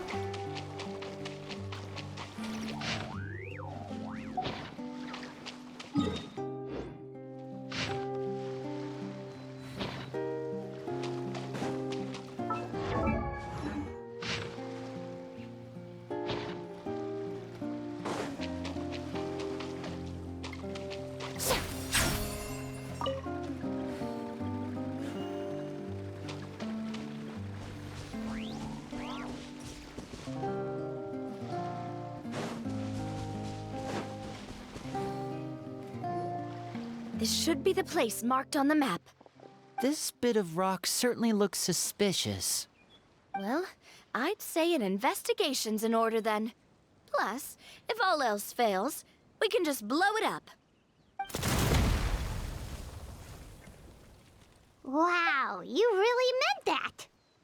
Before you lies a serene stretch of open water, its surface shimmering a brilliant shade of sapphire blue. Well, guess this means it's time for a swim!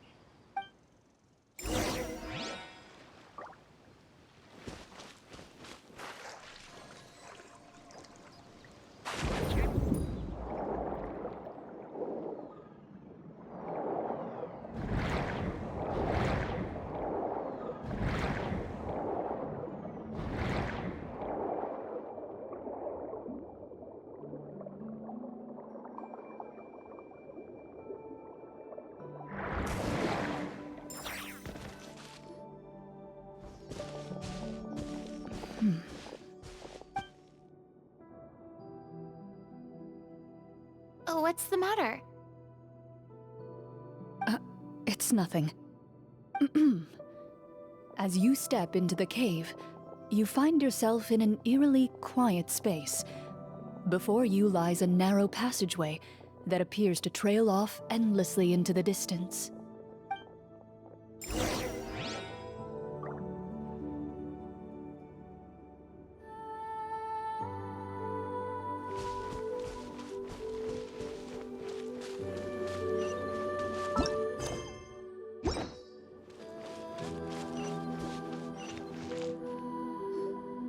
Wow, this must be where the treasure is hidden!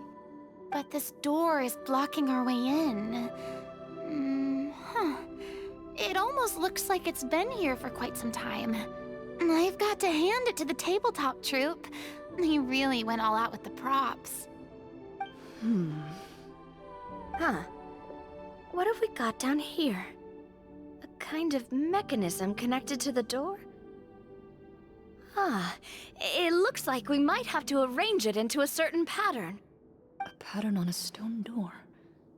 That's something Master mentioned before. Is something wrong, Clorinde? After a long, difficult journey, you finally arrive at the location indicated by your map. It appears to be an ancient site of some sort, where treasure likely awaits. Your surroundings are exceedingly quiet and serene, as if the secret that slumbers here has never once been disturbed. If you listen closely, you can almost convince yourself you can hear the sound of its calm, gentle breathing. That description makes Paimon feel kinda bad for disturbing this place. We're doing this for the sake of the people, to free them from the evil sorcerer. I say it's time for this treasure to once again see the light of day. Linny's right. We need to keep going. The future of the kingdom depends on it. The next part of the story requires us to solve the puzzle, right?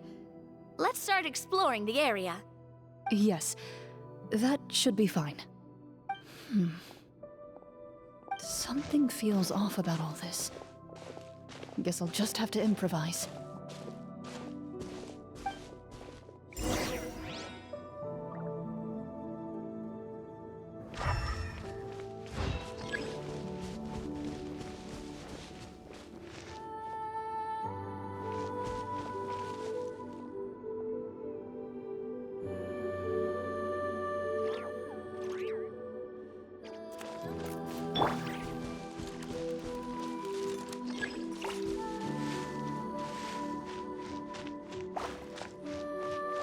I found something!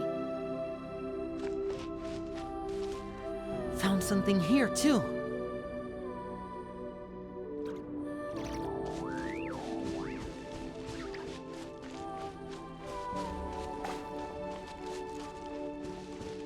Same here.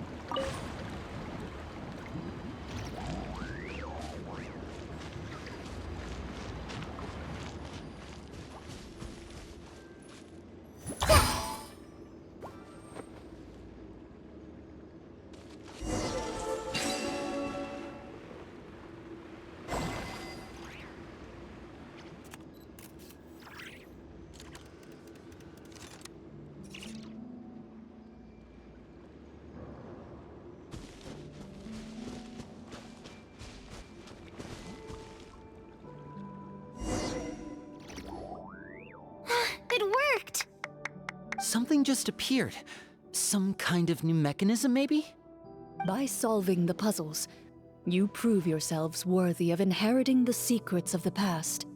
At the end of each puzzle, you're rewarded with With? a key.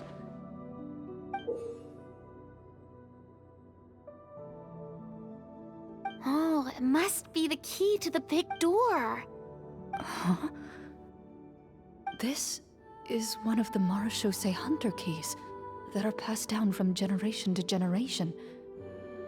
It looks just like the one Master passed down to me. It is said that 4 keys in total are required to form the final, complete key.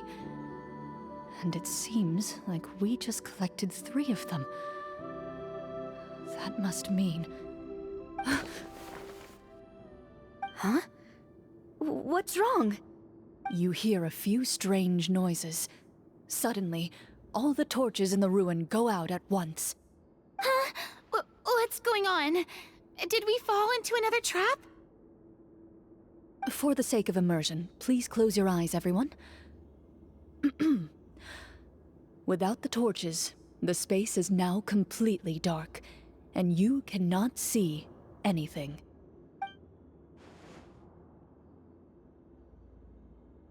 But Paimon can still see a little bit over here. Oh, right, sorry. Suddenly, you hear the sound of footsteps pierce through the darkness. There's someone else here? Oh,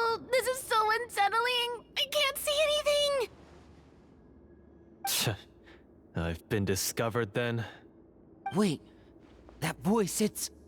You recognize the voice as belonging to the guard who led you to this place.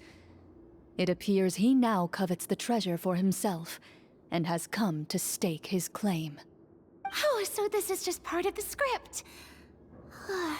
Then I can probably relax. Well, if we can't see anything, that means we can't fight to the fullest of our abilities. Should we retreat for now? Judging by the way he's holding his sword, he must be a real Marechaussee hunter. But this isn't part of the script. Retreat? That's not the hunter way. If it's dark for us, then it's dark for him. We choose to fight. Your choice is noted. Please keep your eyes closed until I tell you the torches have been relit. This battle will be in the dark. You got it! Well then, let us begin.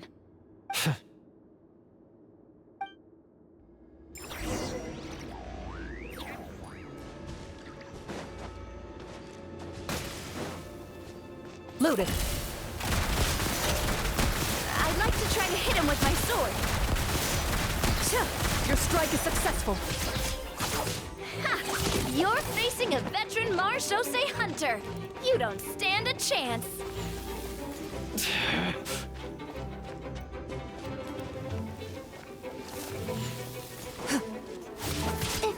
Is he still standing?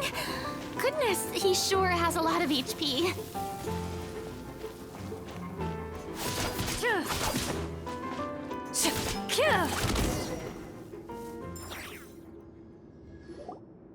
Is it over? Can we open our eyes now? The enemy is strong and relentless, but the battle is nearing its end. The torches have not been relit. What about now? Final strike. Ha!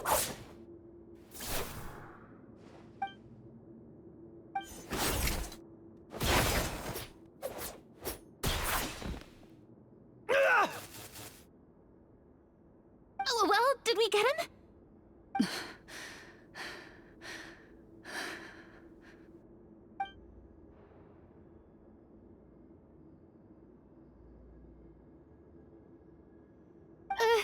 Clorinde? Warm fire flickers across the walls once more. Your vision is now clear. In an impressive display of courage, the four of you successfully defeat the uninvited guest. That look in his eyes. It's like he became an entirely different person as soon as I defeated him. Huh? Mr. Florian? Oh, wait. We're supposed to be role-playing. I should stay in character. Speak your name, guard. Why did you lead us here just to betray us? Is this treasure really more important to you than bringing peace to the kingdom? What kingdom? What peace? Those were nothing but lies! I, Florian, am a true Marechaussee hunter, descended from hunters of ages past. So he's also using his real name. Or, wait, was that the name of his character from the very beginning? Then I'm even more confused. If you truly are a Marechaussee hunter, shouldn't you want to help us just like you said before? Shouldn't we fight together for the sake of the people? What do you know? In this day and age, there's no glory to be had as a Marechaussee hunter. What's that supposed to mean? My skills were passed down to me by my father. We lived a life of obscurity in the remote wilderness. Still, he devoted everything he had to being a Marechaussee hunter. And what did he get in return? A life of poverty and pain. In a world that forgot all about him. When he died, not a single person came to mourn his passing. The Marechaussee hunters were the ones who saved this city, were heroes. We deserved more recognition and respect than this. Is he talking about how no one in the capital seems to remember the hunters and their legacy? I didn't expect the script to contain this level of social criticism. So that's why you want to take the treasure for yourself? You feel like you're owed fame and wealth? If you already knew where the treasure was located, why didn't you just come down here and take it? Because I still needed the final key. Only a true Marashose hunter is capable of passing through this final door. As someone who sought to hurt others for his own gain, Florian lost that right long ago. Okay, but what is this treasure anyway? We've got all the keys, right? So can we just go in and take a look? You're sure you want to go in? We've been talking about it for so long, of course we want to see what's inside! And we've already defeated Florian, right? So he won't try to take it from us anymore. Pesky brats. Watch yourself. Then let's open the door together. All right. Your choice of action is confirmed.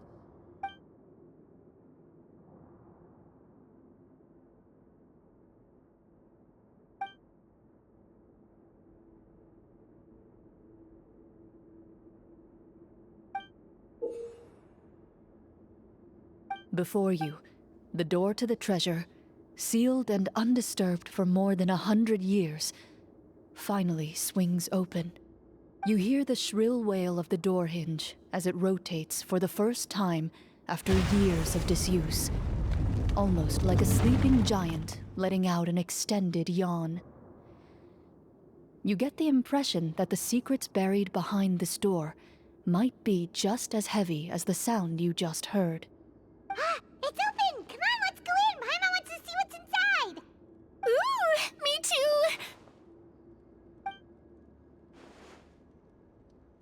Ugh, uncovering hidden treasure is the most exciting part of adventuring. What do we have here? Uh-huh. A stone tablet? And some shabby weapons? You call this a treasure vault? Looks more like an abandoned warehouse! Maybe the troop ran out of budget at the end? They provided a super immersive experience at the beginning only to drop the ball at the most important part? They could have at least filled this place with cardboard Mora or something! Wait, I get it now. Paimon, this is the real Marashose Hunter treasure. Huh? This is it? The Marashose Hunter treasure is just a stone slab and some broken swords? I can't believe it. I refuse to believe it!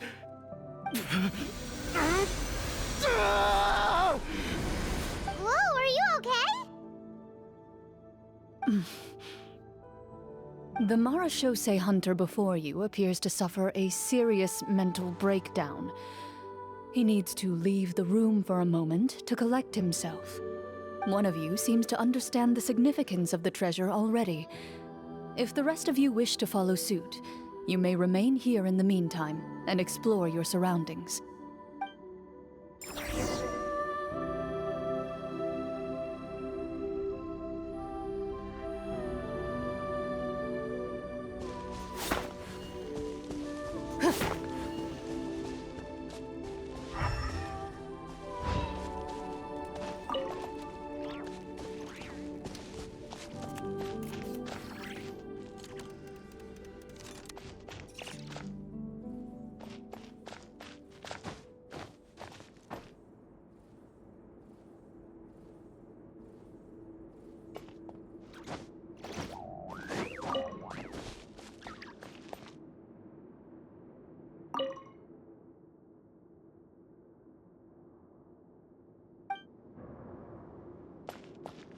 Walter. What is the treasure supposed to be? Ah, the names on the tablet. The old and broken weapons.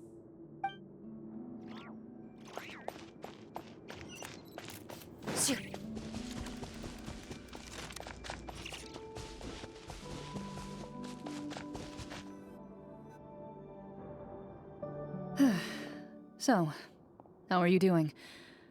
Feeling any better? What just happened?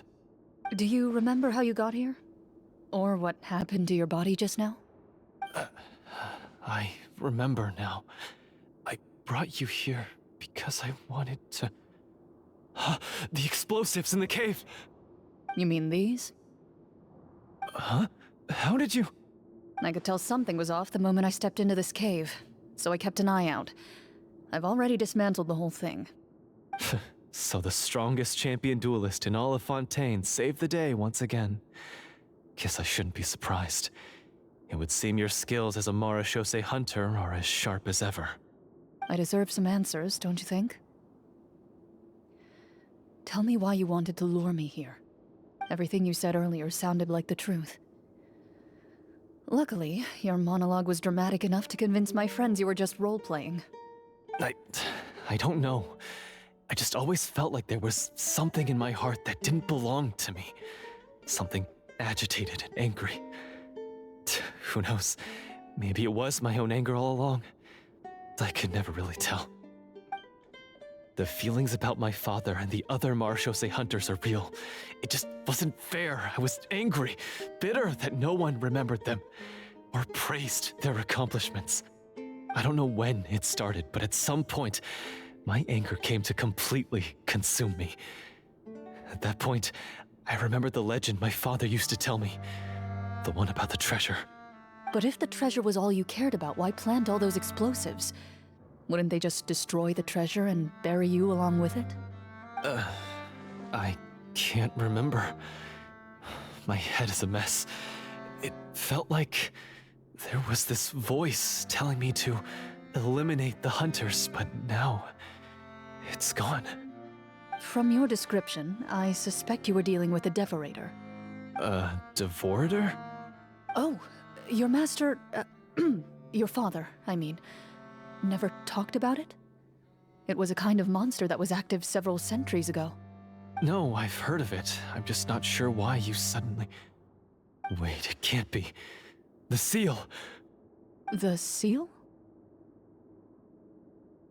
My family has served as Marechaussee hunters for many generations. But the title and swordsmanship weren't the only things passed down over our line. There was a seal as well.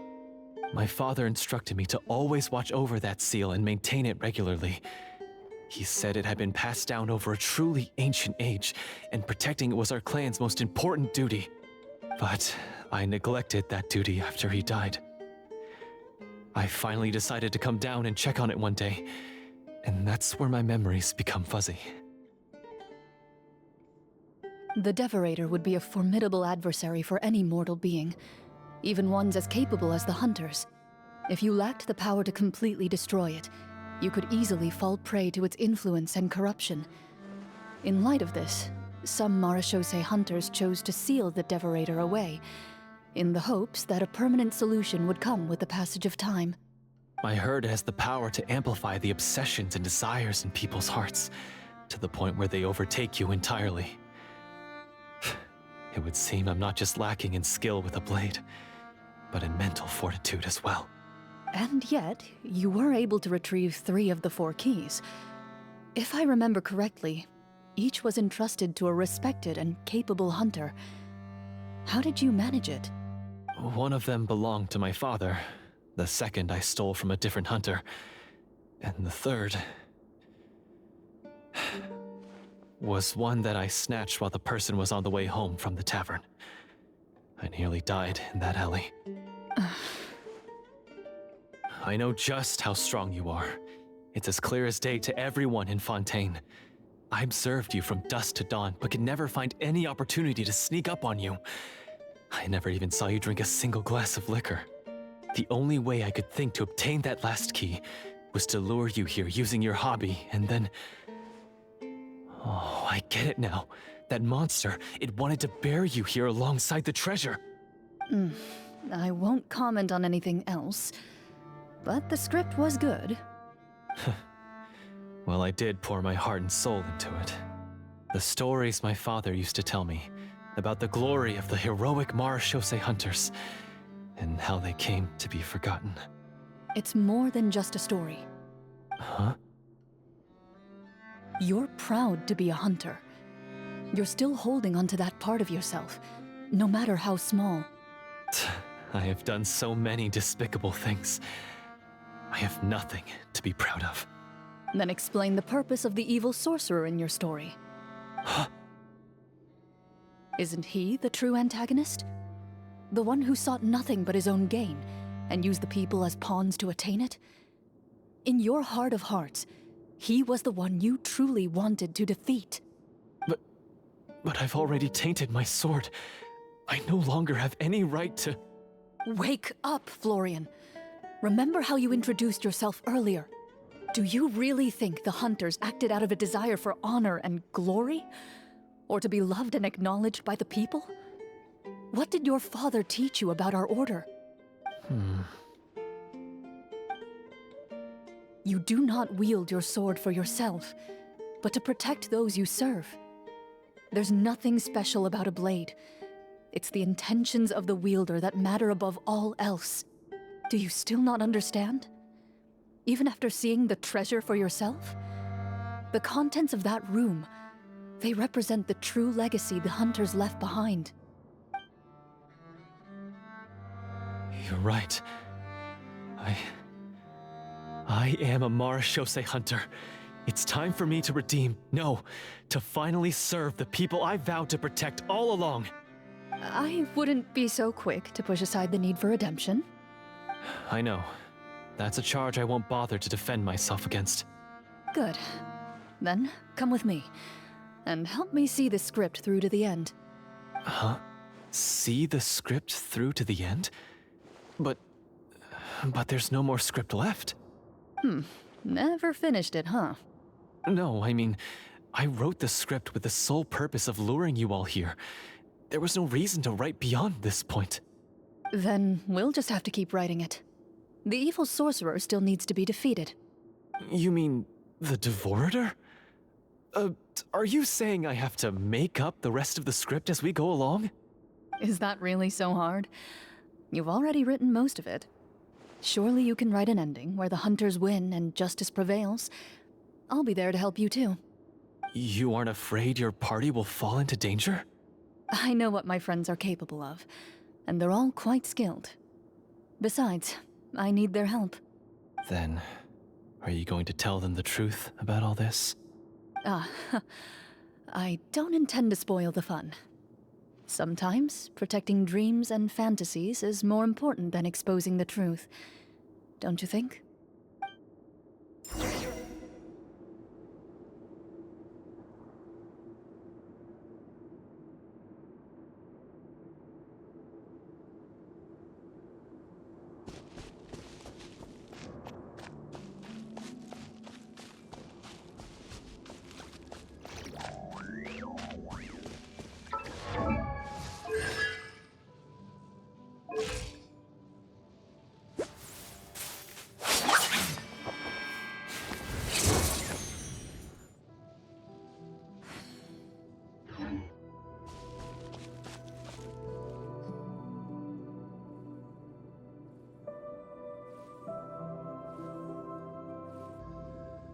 They're back!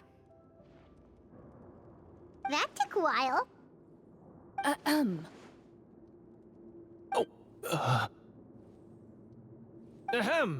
My fellow Marashose hunters, please forgive me, for I have sinned. Tone it down. Sorry. After crossing swords with you and witnessing your courage in battle, I've rediscovered my true self and regained my pride as a Marashose hunter. Oh, do I smell a redemption arc? I confess, I was brainwashed by the evil sorcerer. He asked me to lure you here so he could bury you in this cave. That little...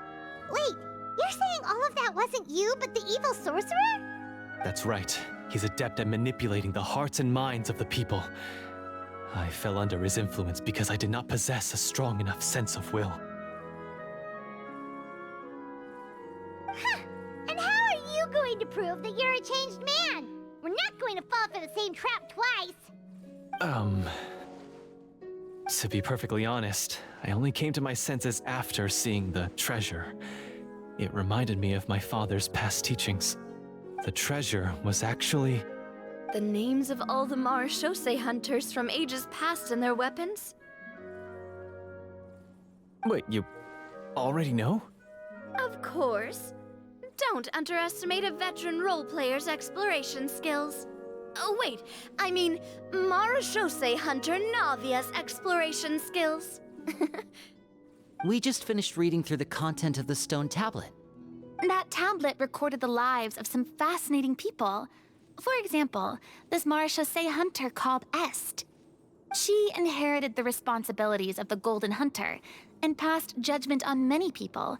But in private, she had a very easygoing personality. Her favorite pastime was singing and dancing with her friends, and she was said to have a beautiful voice. So, she was just like you. Oh, you really think so? Well, when you put it that way, I suppose I also have a few things in common with this Walter. Working as an executioner, he supposedly used a countless number of tricks to confound his enemies in battle. Oh, if only I could have seen the feats of magic he pulled off back then. Their lives were all so exciting. You could write so many cool books about their accomplishments. How could they have all been forgotten? Because they chose to be. To hunt monsters that only appear in the shadows, you must also operate in the dark. To be a Marashose hunter is to willingly give up on wealth and fame. Then this stone tablet must have been left behind by their companions. That's right. Few Marashose hunters ever revealed their identity to the public. They always protected the city from the shadows. The only time they spoke of their accomplishments would be at night, when they gathered with their fellow hunters in front of the bonfire to share stories of the monsters slain by their hand. So, this tablet was created not so that the hunters would be remembered by the people, but so that they would be remembered by each other. No wonder this place was so well hidden. You regard the stone tablet in solemn silence. The names of your comrades etched onto its surface serve as a reminder that you are never truly alone. The tablet proves that, although a hunter walks a shrouded path, it is not a solitary one. There will always be those who walk beside you, a fact that remains as true today as in ages long past.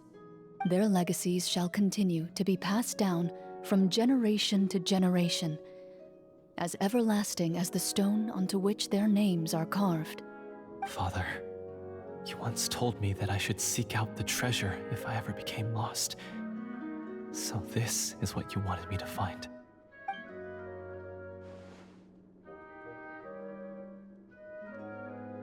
Thank you, my friend. You are very kind. I implore you, everyone, please give me a chance to make up for all I've done.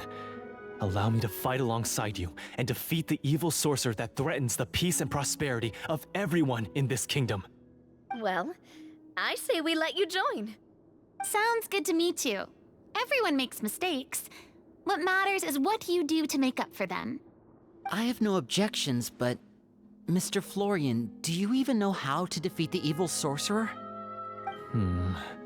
When he took over my mind, I gained some insight into his thoughts. Every time I thought of the treasure, he reacted with a strong sense of fear.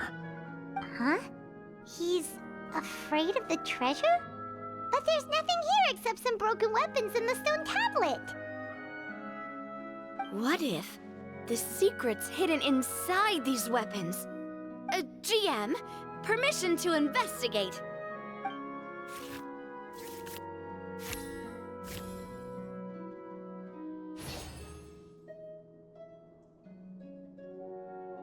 At first glance, the weapons appear absolutely ordinary. But as you observe them, you notice a faint energy emanating from within. These blades have slain countless monsters. Though it's been a long time since they were used in battle, their edges remain sharp, as if they're simply waiting for the next worthy hunter to carry on their legacy. So basically take these with us, right? I'll take this weapon, since it used to belong to Est. Maybe it'll find comfort in being held by someone who appreciates the arts. Ah, good idea. I'll take Mr. Walter's bow then. From one archer magician to another. Paimon's gonna pick a cool weapon too!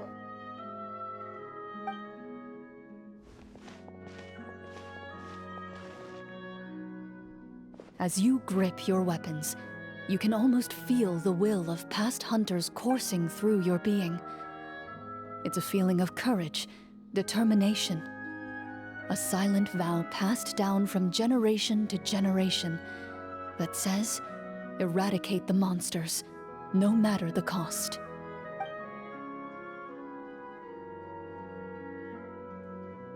Mr. Florian, do you know where to find the evil sorcerer? I was able to see his surroundings when our minds were connected. I believe he's currently hiding out at the church in the kingdom. We must be extremely careful. He's spent so long living among monsters that he's now taken the form of one. He will not be easily defeated. Then why don't we explore some more and try to find some higher level gear? We don't want to just fight him and lose, right? Oh, No, we have to strike now.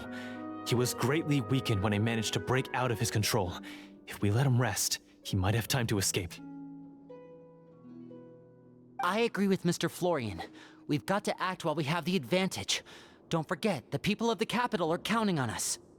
Yeah, now that we've got a plan, there's no point in waiting. The longer this drags on, the worse it will be for everybody. Yes, that's what's called... Yes, that's exactly right. Alright, you've persuaded Paimon. Mr. Florian, please lead the way. Of course. Follow me. He had to set up so many scenes today, and now he has to join in for this last part. I really don't envy his job. Finally, you decide to slay the evil sorcerer and bring peace back to the kingdom once and for all. As you walk away, you feel the gaze of the stone tablet at your back, as if all the hunters of the past are wishing you success in the battle ahead and awaiting your triumphant return.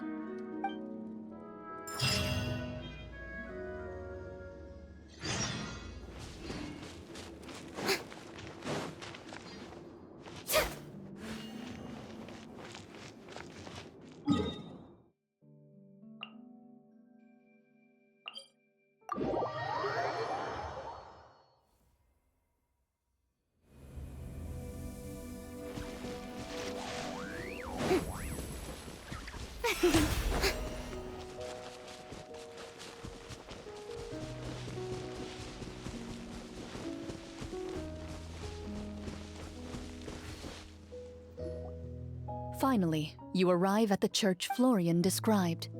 As you approach, an ominous aura surrounds you. You get the sense that your enemy is close at hand. How strange. This uneasy feeling seems so real. How did they manage that? Now, it is time for the final battle. Let's go.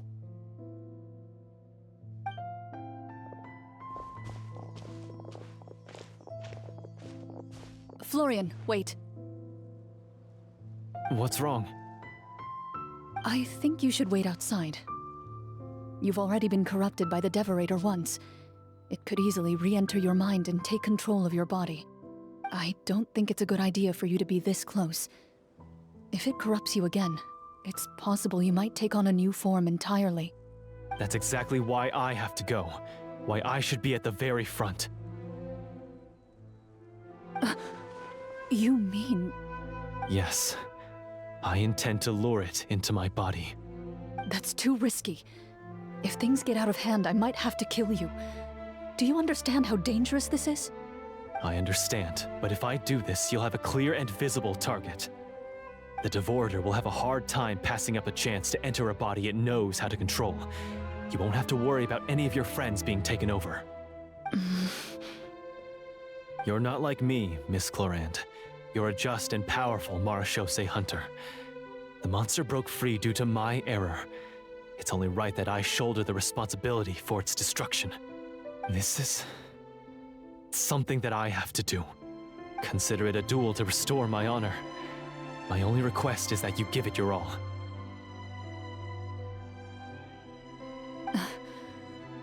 I understand. Then, as a champion duelist, I hereby accept your request for a duel, and extend to you my most sincere regards. Thank you. The battle is now upon us. Let the Devorator once again tremble under the blade of the Marechaussee hunters.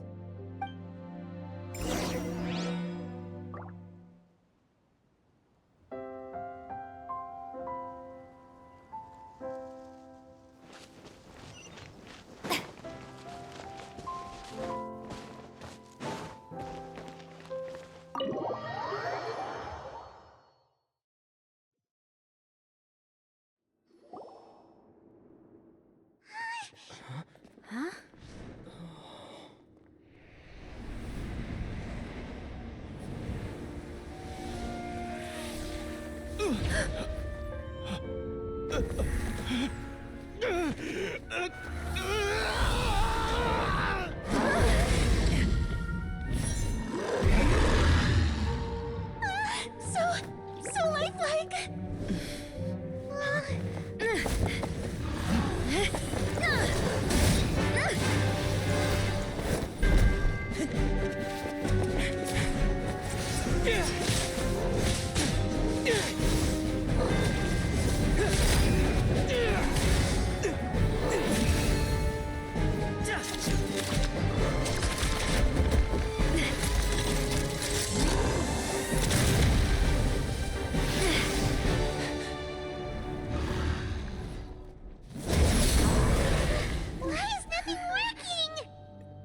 This foe is not invincible. You hold the treasure, the power to defeat it, in your own 2 hands. The treasure? You mean... The names! It's the Marechaussee hunters' names! How are we supposed to... You forget, Paimon? There's still one skill we saved until the very end. Hunters fight not for fame, but to aid the people whenever they are summoned. Walter the Marechaussee Hunter, master of 1,000 tricks, executioner of the Phantom Hunters, I call for aid! Est, the Marechaussee Hunter, inheritor of Cassiodor's will, judge of the Shadow Hunters. Answer my call!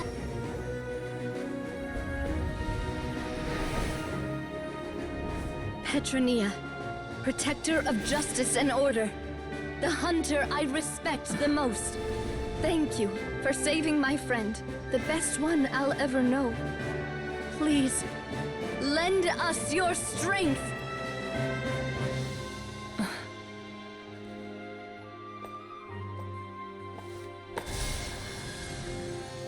We have come to answer your summons.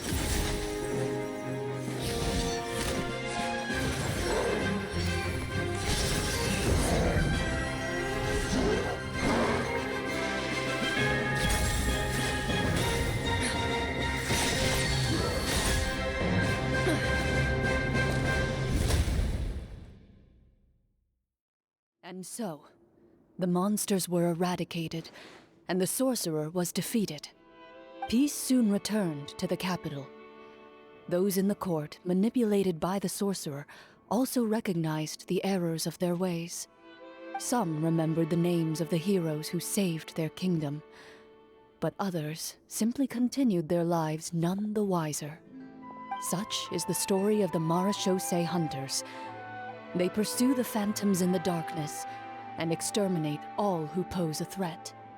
They will always protect the city and those within it, even should all memory of their accomplishments be forgotten by the very people they serve.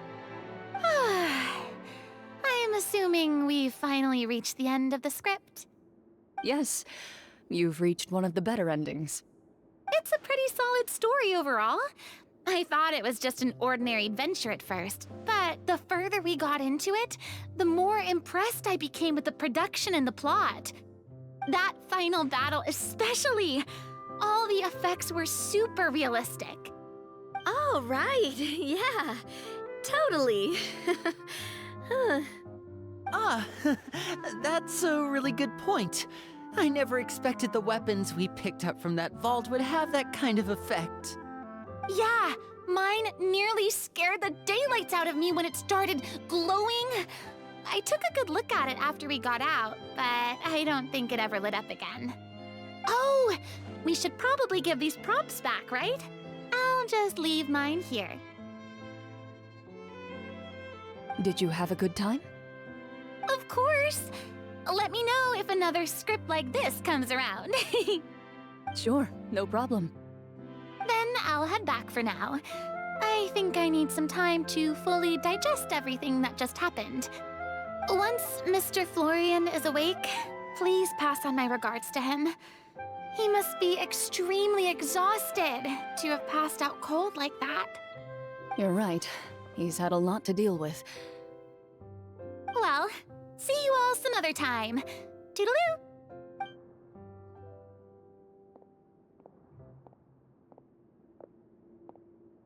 Okay, so, can I ask now, I think it should be fine, yeah. what in the world was going on back there? So you saw through all of that? That time in the cave when you told us to close our eyes, it'd be weirder if we didn't notice anything. I was dying of curiosity the entire time. I mean, you did a pretty bang-up job of pretending nothing had gone wrong. Farina actually looked like she thought all of it was planned. Guess none of us wanted to be the one to break the illusion. What are you all talking about?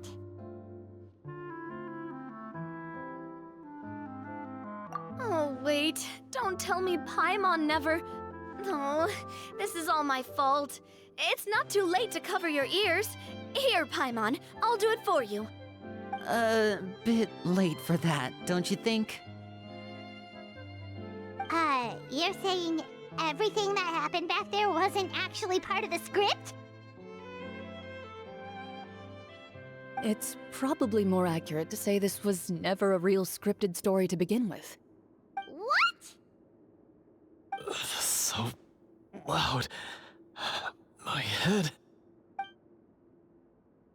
Hey, you! Get up right now and explain yourself! No shaking, please! Oh, my head.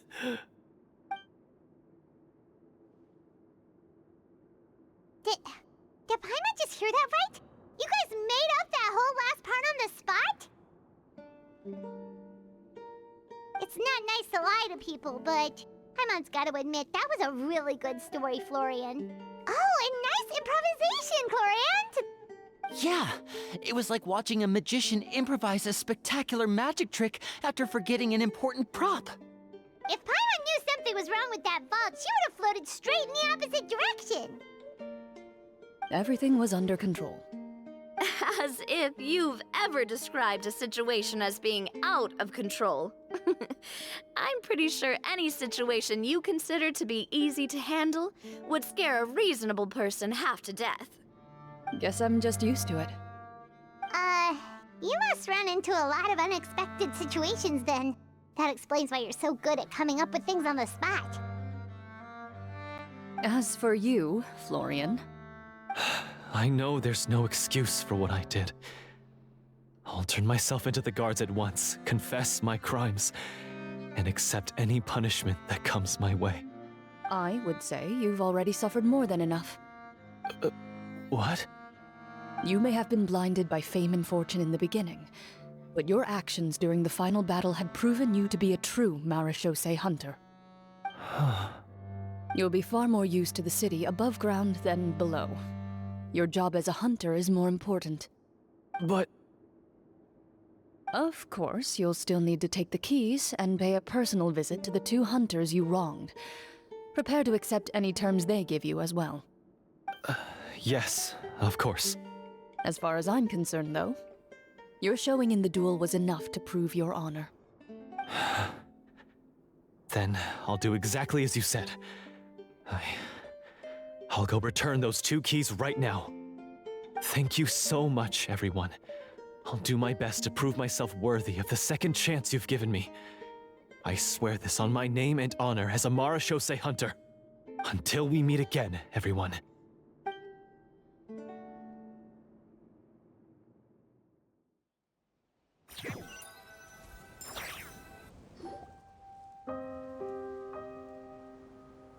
Speaking of Marashose hunters, what should we do about the treasure in that cave? Leave it be. Are you sure? We could show it to people, make it so that the hunters are remembered. Don't you want that? No. Every name on that tablet made the same choice.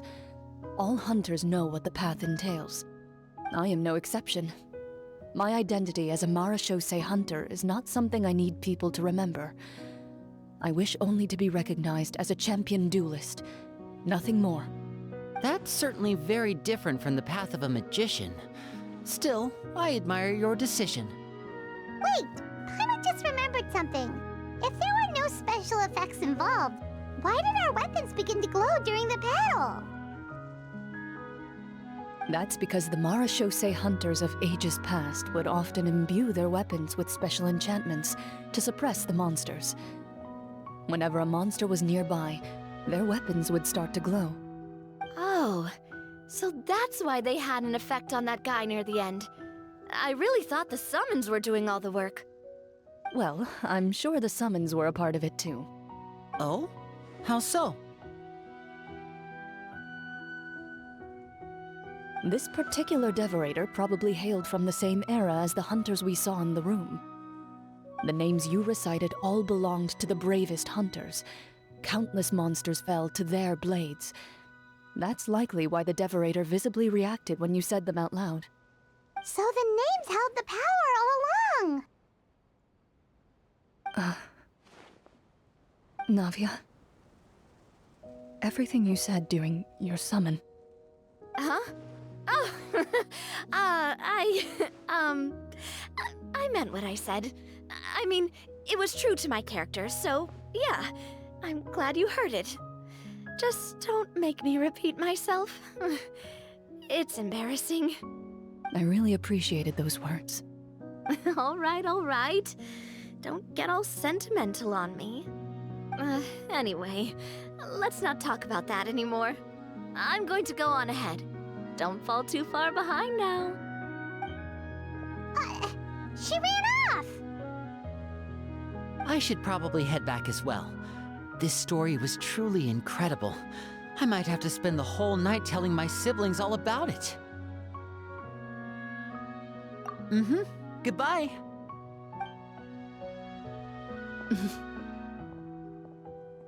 Traveler, should your name and deeds be forgotten, what do you think the significance of your journey will be? I suppose the significance would be the journey itself and the world we helped create. There's still value in the time I shared with everyone here, in the things we were able to accomplish, even if no one remembers them. A great answer. I'll remember it. Me? The Marashose hunter says nothing in response to that question. Perhaps her answer lies in her silence. An unspoken vow left to echo through the night. The path she walks needs no explanation.